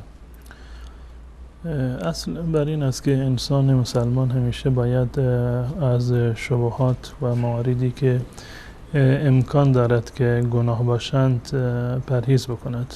رسول الله صلی الله علیه و سلم میفرمایند که الحلال بین و الحرام بین و بینهما امور مشتبهات.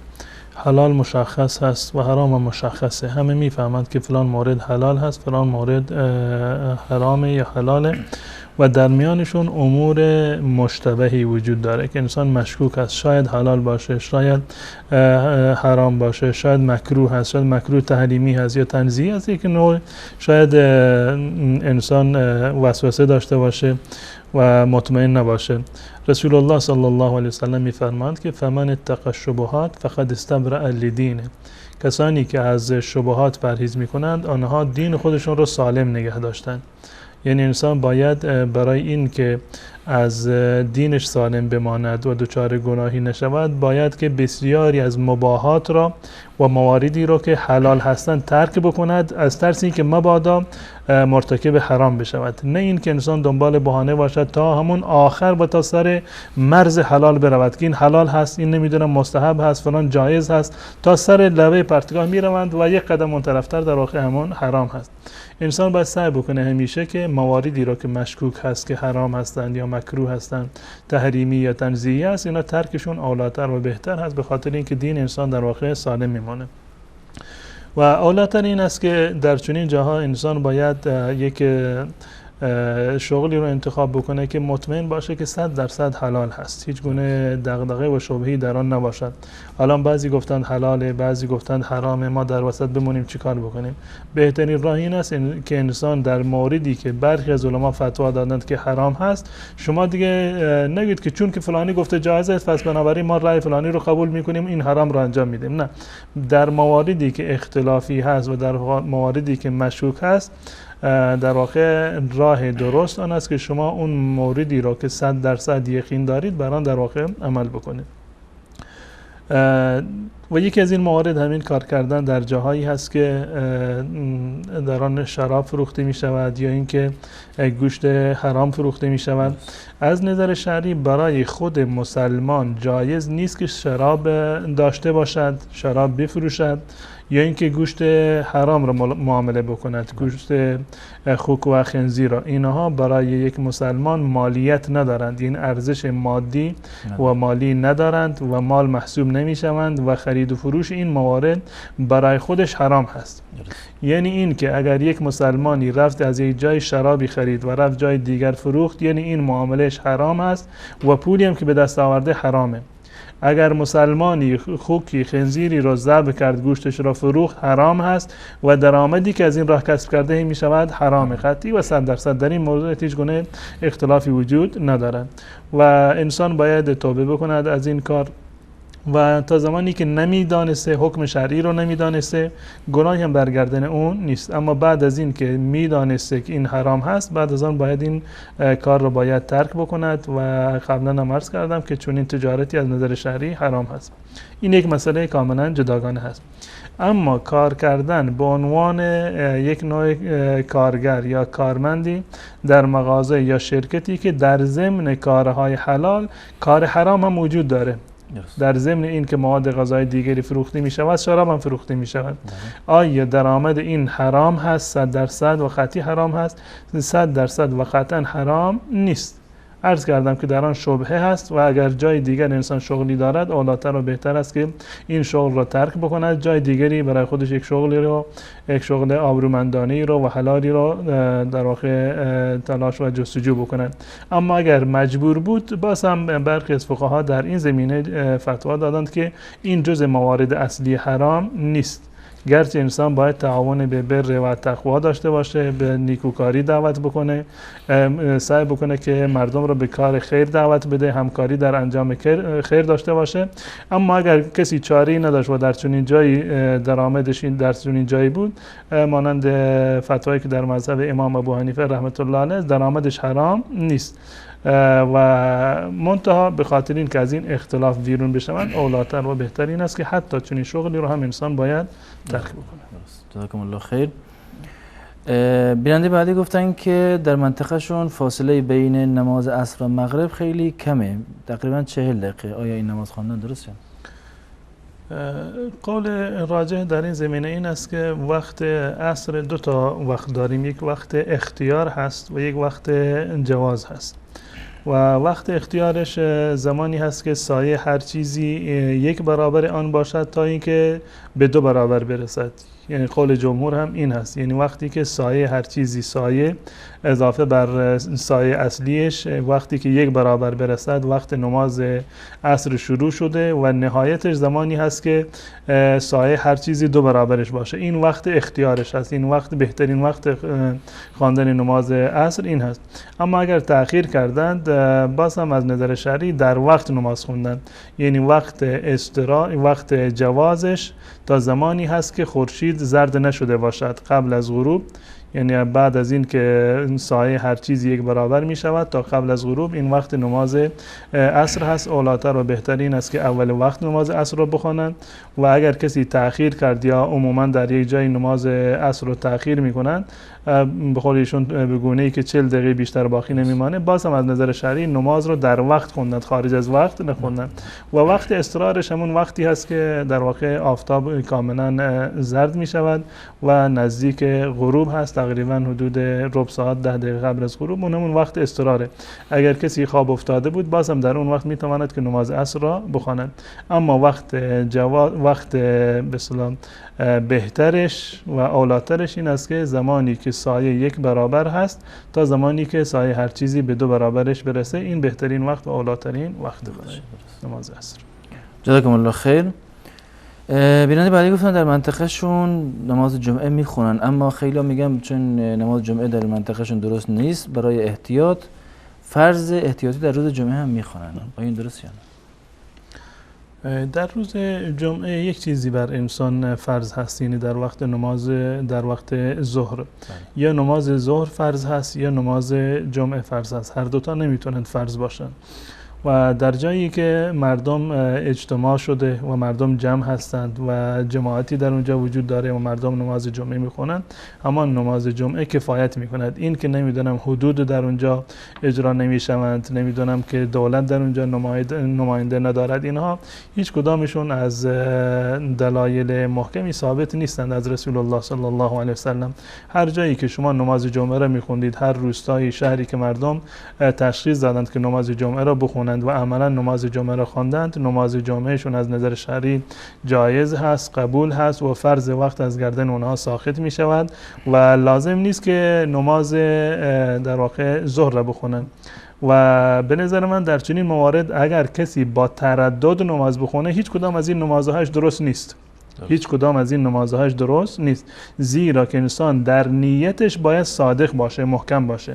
اینطوری نباشه که من الان 2 رکعت نماز ظهر رو میخونم، 2 رکعت نماز جمعه رو میخونم، اگر جمعه درست هست پس این 2 رکعت بشن نماز فرض من، اگر درست نیست اینا میشن سنت من و بعدش 4 رکعت دیگر میخونم. اگر نماز جمعه من درست بوده پس این 4 رکعت میشن سنت من، اگر نماز جمعه درست نبوده این 4 رکعت میشن نماز ظهر من. این تردد در نیت است و این از نظر شرعی درست نیست. این سبب می شود هیچ کدام از این 2 نماز شما درست نباشه و قبول نباشه.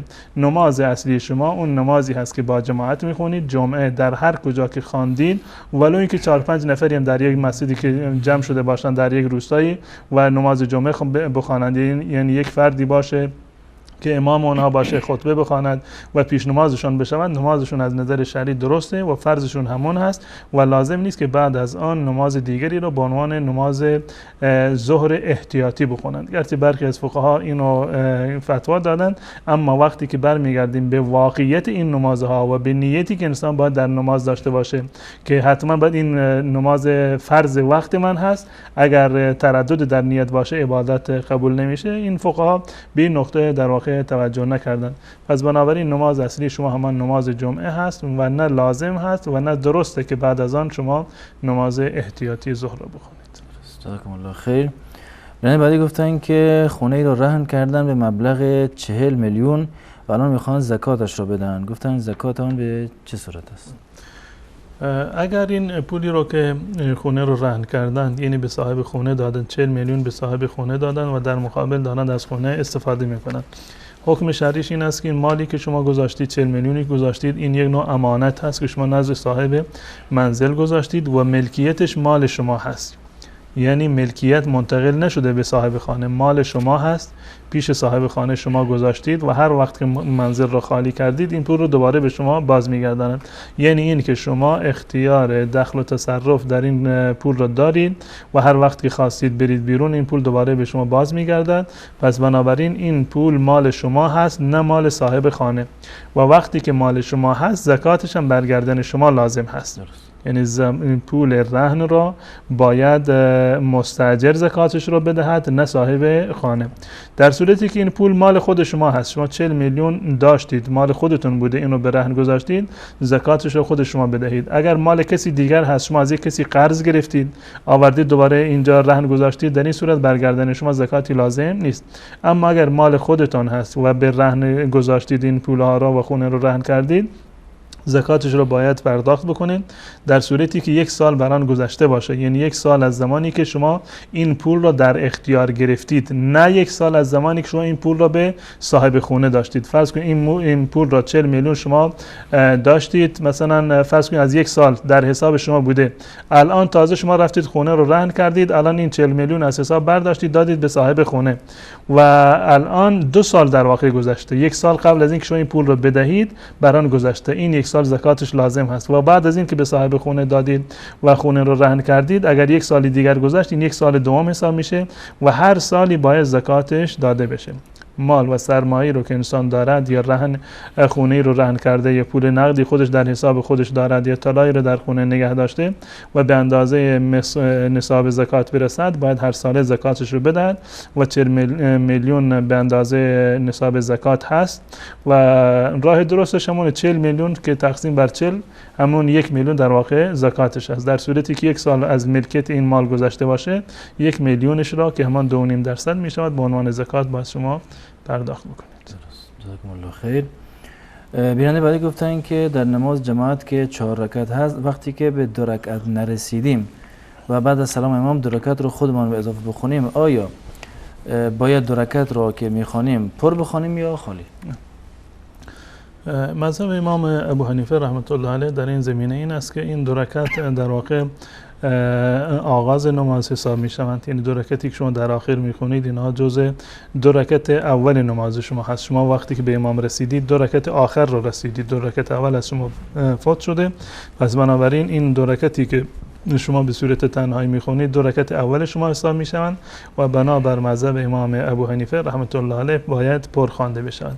منتها اگر که پر هم خوانده نشد باز هم نماز شما درسته و رأی جمهور این است که پر خوانده نشود. اما اگر که پر خواندید این مذهب امام ابو حنیفه هست و اولاتر و بهتر است که پر خوانده بشود. اما اگر که نخواندید باز هم از نظر شرعی اشکالی به وجود نمیاد. درست. جزاکم الله خیر. بیننده بعدی در مورد دعایی که در نمازهای میت خوانده میشد گفتن بهترین دعایی که پیامبر در نماز جنازه خوانده چه بود؟ در مورد نماز جنازه که یک نوع در واقع شفاعت هست و شفاعت میکنن در واقع اون کسانی که نماز جنازه رو میخونن برای میت شفاعت و سفارش میکنن و هر دعایی رو که بلد باشید از نظر شرعی جایز هست. دعاهای متعددی از رسول الله صلی الله علیه وسلم نقل شده و اگر کسی حتی دعای مسنون و مأثوری رو حفظ نیست حتی میتواند که به زبان محلی خودش هر دعایی رو که در واقع بلد هست یا حتی به زبان محلی دعا بکند که پروردگار این میت را ببخش و معاف کن، گناهانش را از گناهانش درگذر و از آتش جهنم اون رو نجات بده و اون رو وارد بهشت بگردان و دعاهای خیری که بلد هست. میتواند هر دعایی رو که بلد هست بخواند. اما اولاتر این است که دعاهای مأثوری که از رسول الله صلی الله علیه وسلم نقل هستند اون رو بخواند و معروف ترین دعایی که در این زمینه هست روایتی هست که در سنن ابو داود نقل شده از رسول الله صلی الله علیه وسلم که اللهم اغفر لحینا و میتنا، اللهم اغفر لحينا وميتنا وصغيرنا وكبيرنا وذكرنا وأنثانا وشاهدنا وغائبنا، اللهم من أحييته منا فأحيه على الإيمان فأحيه على الإيمان فأحيه على الإسلام، ومن توفيته منا فتوفه على الإيمان، اللهم لا تحرمنا أجره ولا تضلنا یا در بعضی از لا تفتنا بعد. این معروف ترین دعایی هست که در واقع جمع کرده. سوال بیننده این بود که برای همه خونده بشه. در این دعا یعنی هم صغیر و کبیر، هم ذکر و انثی در واقع همه جمع شدند که میشود اینو هم برای مرد و برای زن و برای پیر و جوان در واقع بخوانند. این بهترین و اولاترین دعایی هست که برای میت خوانده بشود. و دعاهای دیگری هم از در صحیح مسلم از رسول الله صلی الله علیه وسلم نقل شده. هر کدامی رو که بلد بودن و حفظ کردن بخوانند، اشکال شرعی ندارد. جزاکم الله خیر. بیان برای دو سوال پرسیدن. سوال اولشون گفتن که این دم و دعایی که با آیه‌های قرآن بر روی ظرف یا شاخ حیوانی نوشته میشد آیا این کار جایز هست یا نه؟ و سوال بعدشون در مورد مرض سرطان گفتن آیا دعا و آیه وجود دارد برای درمان این مریضی؟ به صورت کلی قرآن شفا هست. خود خواندن قرآن و یک نوع تبرک هست، یک نوع عبادت هست و یک نوع شفایی هست، هم برای بیماری های روحی و روانی و هم برای بیماری های ظاهری. و از این در این زمینه از رسول الله صلی الله علیه وسلم مواردی نقل شده و خصوصا خواندن سوره فاتحه به عنوان یک رقیه. رسول الله صلی الله علیه وسلم فرمودند که اعرضوا علی رقاکم، بیایید رقیه های شرعی رو که میخونید بر من عرضه بکنید، پیش من بخوانید که من ببینم کدوم رقیه های شما درست است و کدوم نادرسته. اونهایی که درست بود رسول الله صلی الله علیه وسلم میگفتند خب این اشکال نداره، شما این رو بخوانید. از جمله رقیه ها و دعاهای مشروع خواندن قرآن کریم هست که این قرآن کریم خوانده بشود، بر بیمار دمیده بشود اونگونه که رسول الله صلی الله علیه وسلم انجام میدادند. این رو میخوندن برای حفاظت فرزندان خودشون. حسن و حسین سوره های معوذتین رو، قل الله رو میخوندن، یا سوره حمد را بخونند مانند صحابی که سوره حمد را بر کسی که عقرب اون رو نیش زده بود این رو 7 مرتبه خواندند و رسول الله صلی الله علیه و سلم این رو مورد تایید قرار دادند. پس بنابراین خواندن قرآن بر بیمار و دمیدن بر روی بیمار از نظر شرعی هیچ گونه اشکالی نداره و همچنین دمیدن بر روی در واقع آب که بدمند بر روی آب صدای قرآن رو بخوانند، قرآن بخوانند و بر روی آب بدمند یا بر غذایی بدمند که بیمار بخورد یا با اون آب بنوشد، از اون آب یا با اون غسل بکند، از نظر شرعی هیچ گونه اشکالی ندارد و این موارد جایز است. جزاکم الله خیر. بیننده بعدی گفتن شخصی است که مثلا به زن خودش میگوید اگر من زن دیگر نگیرم و بالای تو زن نیارم تو طلاق هستی و این کار رو نکند آیا این طلاق واقع میشه یا نه؟ وقتی که کسی قسم به زن طلاق میخورد که اگر من فلان کار رو نکردم تو طلاق باشی یا اگر تو فلان کار رو کردی طلاق باشی یا فلان کار رو نکردی طلاق باشی، این در واقع قسم به طلاق هست. این از نظر شرعی حرامه، چون این کاری انسان فقط باید به نام الله متعال قسم بخوره. یعنی اگر لازم هست که یک نوع تأکیدی در کلام خودش داشته باشه که دیگران حرفش رو باور بکنند یا مطمئن باشند که شما جدی هستید، راهش این است که به نام الله متعال قسم بخورید. قسم خوردن به نام پدر و مادر و به جان کسی یا قسم خوردن به طلاق از نظر شرعی درست نیست و کار حرامی هست و ناجایز هست. و حکم کسی که قسم به طلاق خورده مانند حکم همون قسم هست که قسمی خورده باشه و حانث شده باشد. یعنی وقتی که قسم به طلاق خورده حکم مش این است که یک کفاره قسم بدهد و بعد از آن هیچ گونه اشکالی براش به وجود نمیاد، یعنی طلاق نمیافتد. کسی قسم به طلاق خورده که اگر من زن نگیرم در واقع زنش طلاق هست یا به زن گفته اگر فلان کار را کردی یا نکردی طلاق هستی، این قسم به طلاق محسوب می شود و طلاق واقع نمی شود و حکمش کفاره قسم هست که به جایش کفاره قسم را بدهد.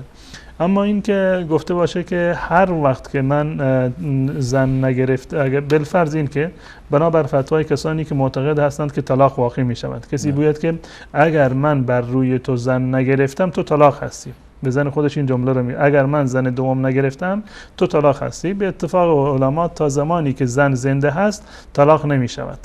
تا زمانی که زن زنده هست در واقع طلاق نمی شود یا تا زمانی که این مرد زنده هست طلاقی واقع نمیشه. به تعبیری دیگر تا زمانی که فرصت دارد که این تهدیدش رو عملی بکنه زن طلاق نمی شود. اما قبلا عرض کردم که قول راجع و به نظر من این است که ولو این که عمدن نخواهد که زن بگیرد منصرف بشود از این حرف خودش، راهش این است که کفاره قسم بدهد و طلاقی واقع نمی شود. حتی بر مذهب اونهایی که میگن که طلاق واقع می شود تا زمانی که زن زنده هست خود این مرد زنده هست و زن نگرفت، در اون زمان طلاق واقع نمی شود. وقتی که خودش مرد، به جای اینکه زنش بنابر قول فقها، بعضی از فقها که میگویند که تا زمانی که فرصت داشته باشه طلاق واقع نمی شود، به محض اینکه فرصت از بین برود، یعنی این مرد نتواند که تهدیدش رو عملی بکند، میگن طلاق واقع میشه. اگر مرد مرد، باید این زن به جای عده طلاق، به جای عده وفات باید عده طلاق رو بگذارانه، که این قول وجیه و درستی نیست. قول راجح همون است که عرض کردم که طلاق واقع نمی شود و راهش این است که شما یک کفاره قسمی رو پرداخت بکنید. جزاکم الله خیر. بیننده بعدی در مورد حضرت عزیر پرسیدن، گفتن آیا عزیر پیامبر بوده یا نه؟ بله، عزیری که از پیامبران بنی اسرائیل بوده و الله متعال داستانش رو در قرآن کریم ذکر کرده. و شداد چه کسی بود؟ شداد ابن کی، اگر که شداد ابن اوس منظورشون هست، یکی از اصحاب رسول الله صلی الله علیه و سلم بودند از قبیله انصار، شداد ابن اوس ابو یعلای انصاری. و اگر شداد ابن عاد باشه که میگند که عاد 2 فرزند داشته، یکی به نام شداد، یکی دیگر به نام شدید، اینها یعنی از نظر شرعی یعنی با توجه به دلایل درستی نداره و داستانی که در مورد شداد و بهشت شداد گفته می شود سند صحیحی ندارد و قابل اطمینان و قابل قبول هم نیست. جزاکم الله خیر. بنده بعدی گفتن پسرشون وقتی قرآن میخواند زبانش لکنت میفته، زبانش بند میشه. در مورد کسانی که لکنت زبان دارند و نمیتوانند قرآن رو به صورت صحیح تلفظ بکنند، این گناهی رو مرتکب نشدند. چون این افراد گناهی رو مرتکب نمیشوند و نشدند، ولو اینکه حرفی رو اشتباه تلفظ بکنند هیچ گونه گناهی رو نداره، بلکه برعکس هست. و رسول الله صلی الله علیه و سلم فرمودند اون کسانی که قرآن را میخونند و در هنگام قرآن خوندن تعتع میکنند، یعنی زبانشون گیر میکنه، لکنت زبان دارند، اونا در واقع به خاطر اینکه زحمت مضاعفی رو متحمل میشن برای خوندن قرآن، ثواب بیشتری رو هم ان شاء الله الله متعال اونها عنایت خواهد کرد. خیر. بیننده بعدی گفتن که گله دارن، یعنی چوپان هستن و 6 ماه چوپان ها به صورت خودشان میچرن و علوفه میخورن و 6 ماه هم براشون علوفه میخریم. زکات این حیوانات به چه صورت است؟ زکات حیوانات 2 شرط داره، مانند شرطی که در واقع بحث زکات طلا داره. و شرط اولش این است که باید به مقدار زکات برسه، به مقدار نصاب برسه، یعنی گوسفندانی که داره باید به مقدار نصاب برسن، کمتر از نصاب شرعی باشن زکاتی بر اون لازم نمی شود. و شرط دوم این است که صائمه باشن. صائمه یعنی این که بیشتر سال را در بیابان بچرند که هیچ گونه خرجی رو بر روی صاحب گوسفندان نداشته باشند. اگر بگونه‌ای هستند که صبح مثلا به چرا میروند و شب برمیگردند و صاحبش مجبور است که میشه براشون آب و علف تهیه بکنه و این بقیه مواردی که ایشون گفتن جو و ذرت تهیه بکنه، در این مورد زکاتی بر چنین گوسفندانی نیست. یعنی اگر گوسفندان شما اکثر سال بیرون از خانه هستند و نیازی به شما ندارند، یعنی در اکثر سال شما برایشون غذا و علوفه تامین نمی کنید و پولی رو خرج نمی کنید، در این صورت زکات دارند. اما اگر اکثر سال در خانه هستند یا همون وقتی که در بیابان میچرند در کنار اون شما مجبور هستید که برایشون علف هم بخرید و موارد دیگری بخرید، در اون صورت زکات ندارند. اگر این حیوانات اکثرا در بیابان هستند و بیشتر از 40 گوسفند باشند زکات دارند، یعنی کمتر از 40 گوسفند باشه کسی داشته باشه، از 1 گوسفند تا 39 گوسفند شما داشته باشید، ولو اینکه در بیابان بچرند، هیچ گونه زحمتی رو بر شما نداشته باشند، هیچ گونه زکاتی به شما تعلق نمیگیرد. وقتی که به 40 گوسفند رسیدند، از 40 گوسفند 1 گوسفندی رو باید به عنوان زکات بده. یک فردی 40 تا گوسفند داره که همیشه در بیابان میچرند، 1 گوسفند زکاتشون هست. یا اینکه از 40 گوسفند گذشتن تا 120 گوسفند، یعنی فرض کن یکی 50 تا گوسفند داره، 100 تا گوسفند داره، 110 تا 120 تا گوسفند داره، باز هم همون 1 گوسفند زکاتش هست. از 40 گرفته تا 120 1 گوسفند زکاتشون هست. وقتی که 121 گوسفند شدند، اون وقت 2 تا گوسفند رو باید به عنوان زکات بدهد. از 121 گوسفند گرفته تا 200 گوسفند 2 تا گوسفند باید زکات بده. یعنی اگر 130 بودن 140 150 تا 200 گوسفند که بودن 2 تا گوسفند زکات داره. از 201 به بعدش از 201 تا 300 3 تا گوسفند، از 201 تا 300 یک گوسفند و بعد از آن هر 100 گوسفند یک گوسفند دیگه اضافه میشه. یعنی اگر 400 بودن 4 تا، 500 بودن 5 تا، به همین منوال در واقع حساب بکنن، منتها به شرط این که اکثر سال در بیرون از خانه باشند و صائمه باشند، در بیابان خودشون بچرند. اما اگر کسی در خونه اینها رو نگهداری میکنه زکاتی بر اونها لازم نیست مگر در صورتی که برای تجارت باشند، مگر در صورتی که برای تجارت باشند. اگر کسی گوسفندانی رو در خانه دارد خودش برایشون آب و علف تهیه میکند، این منتها اینها رو برای خرید و فروش نگه داشته، کارش خرید و فروش گوسفند هست، در این صورت اینها جز اموال تجارت شمرده میشوند، زکات دارند ولی اینکه در خونه آب و علف به اونها داده بشه. درست. جزاکم الله خیر. بیننده بعدی در مورد این پرسیدن گفتن که لمس کردن مادر زن با شهوت آیا زن انسان را بر انسان حرام میکند یا نه؟ در این زمینه اختلاف نظر وجود داره در میان فقهامون، گونه که خود بیننده من هم گفتند که در مذهب امام ابو حنیفه رحمت الله علیه این هست که در واقع طلاق واقع میشه. نه اینکه طلاق واقع میشه یعنی زن و شوهر از هم دیگر جدا میشوند، اما در این زمینه استدلال صحیح و صریح وجود ندارد. استدلال صحیح و صریح وجود ندارد و در واقع به خاطر کار حرامی که کسی انجام داده، مادر خانمش رو به شهوت لمس کرده یا فراتر از این کاری رو انجام داده باشه، گرچه این که گناهش چند برابر هست، مانند گناه معمولی نیست، گناهش بسیار زیاد هست، اما باز هم این جز مواردی نیست که دختر را در واقع حرام بکند. یعنی کسی با مادر خانم خودش به شهوت نگاه کرد یا با شهوت لمس کرد، از نظر جمهور علما زنش طلاق نمی شود و اینو نمی شود که بر مادر خانم اصلی در واقع اینو قیاس کرد. این وقتی که یک کسی با یک دختری ازدواج کرده باشه مادرش بر اون حرام می شود. و ربائبکم اللاتی فی حجورکم من نسائکم اللاتی دخلتم بهن. اگر کسی با دختری ازدواج بکند مادر اون دختر در واقع محرمش هست و مثل مادر خودش میموند. اما اگر با یعنی کسی با زنا این انجام بگیرد، این زنا چون که حرام هست سبب نمی شود که یک موردی که حلال باشد اون به صورت کلی در واقع اون را حرام بکند.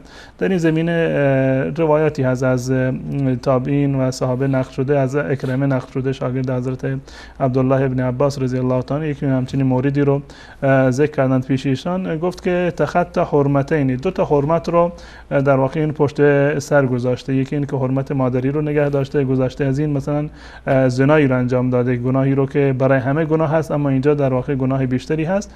اما ایشون گفتند که لا تحرم علیه امرأته، اما زنش بر اون حرام نمیشه، که علامه ابن حجر رحمت الله علیه گفتند که این نقل صحیح است.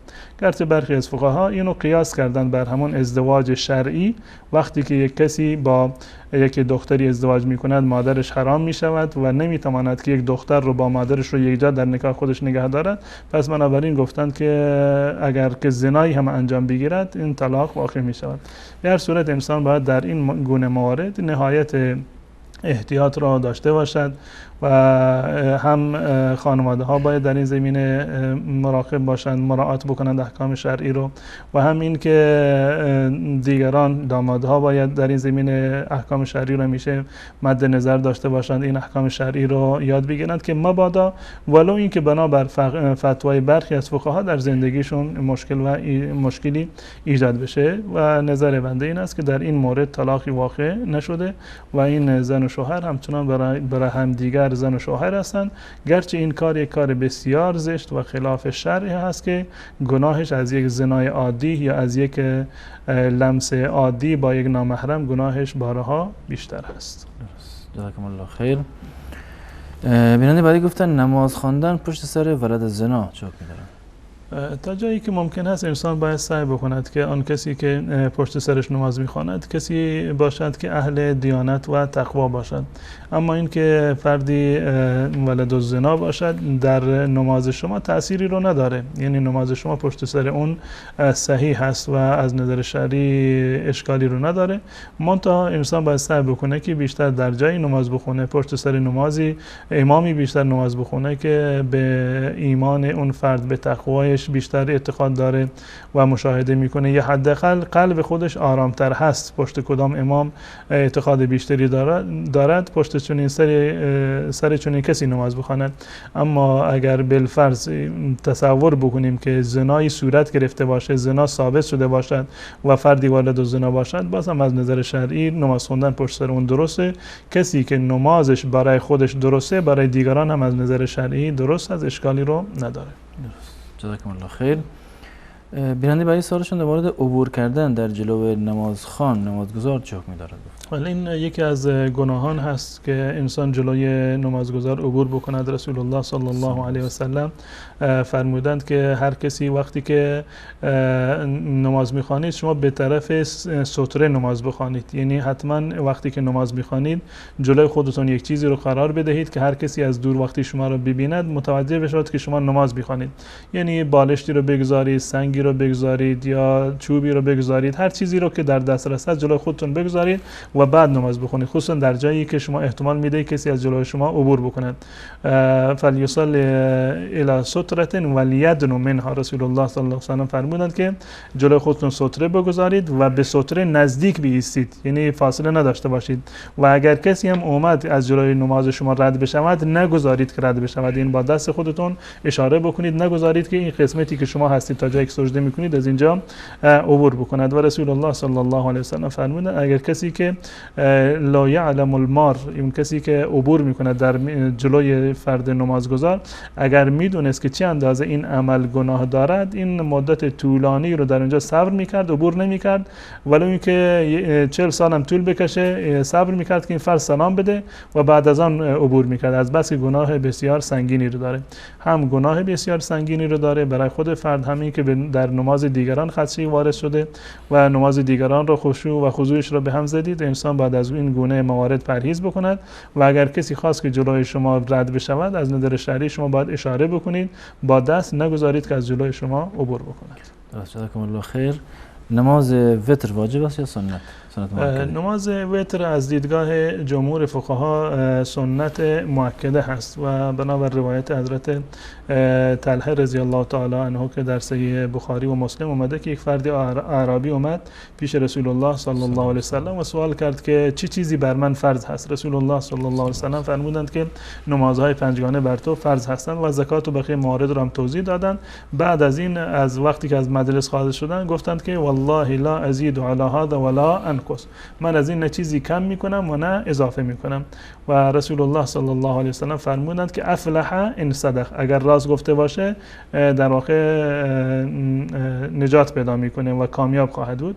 از این حدیث استدلال کردند که نماز وتر جز سنت های مؤکده هست. روایت دیگری در مورد تاکید نماز وتر بسیار زیاد هست و احناف به خاطر تاکیدی که در این زمینه وارد شده که رسول الله صلی الله علیه و سلم همیشه نماز وتر رو میخوندند و تاکید میکردند بر خواندنش و خصوصا بعضی از اصحاب رو سفارش میکردند به خواندن نماز وتر.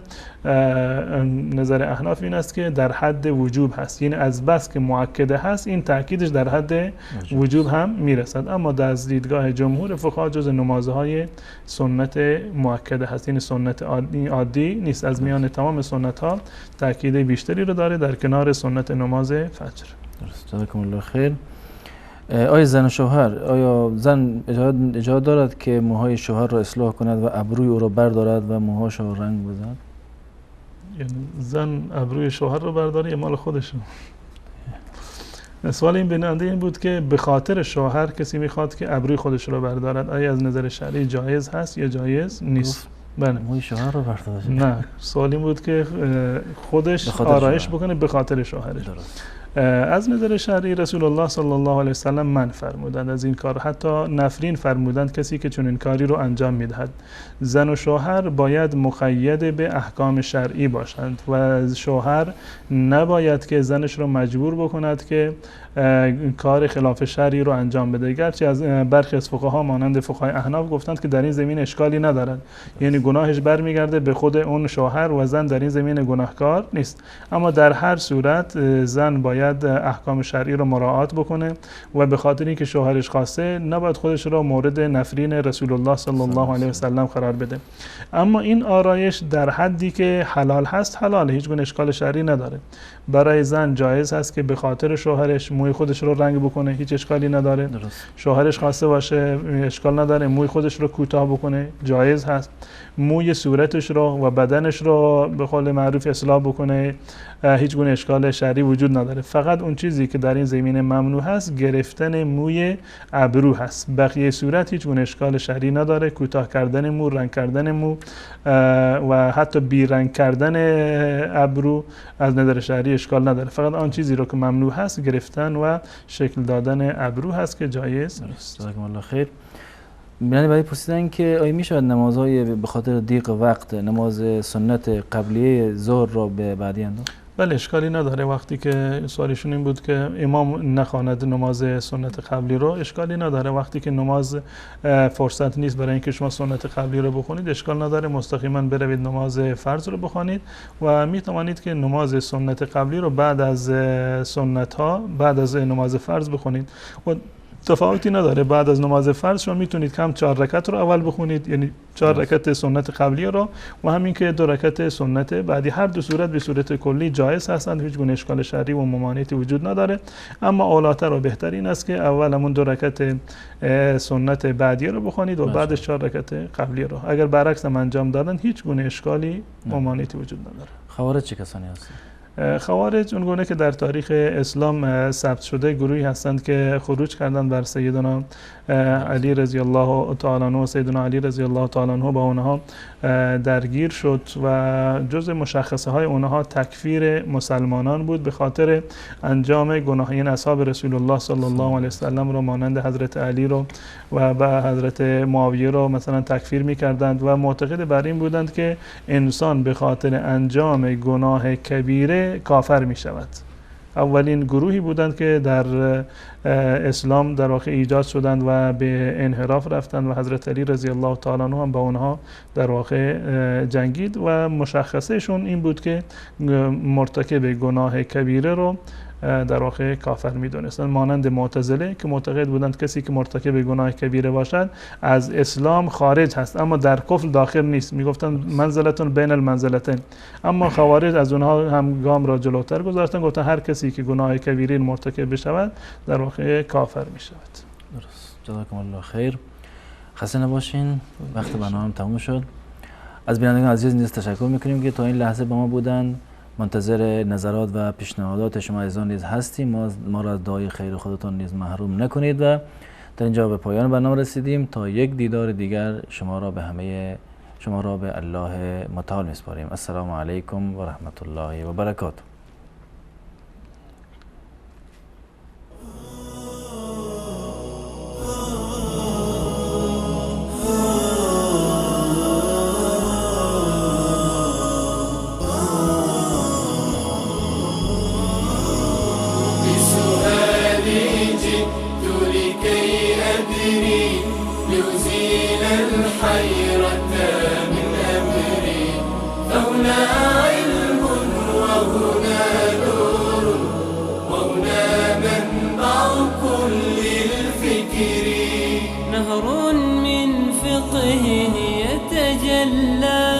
بعقيدة صدق في صدري لبيك أتيتك في لهف بسؤالك يا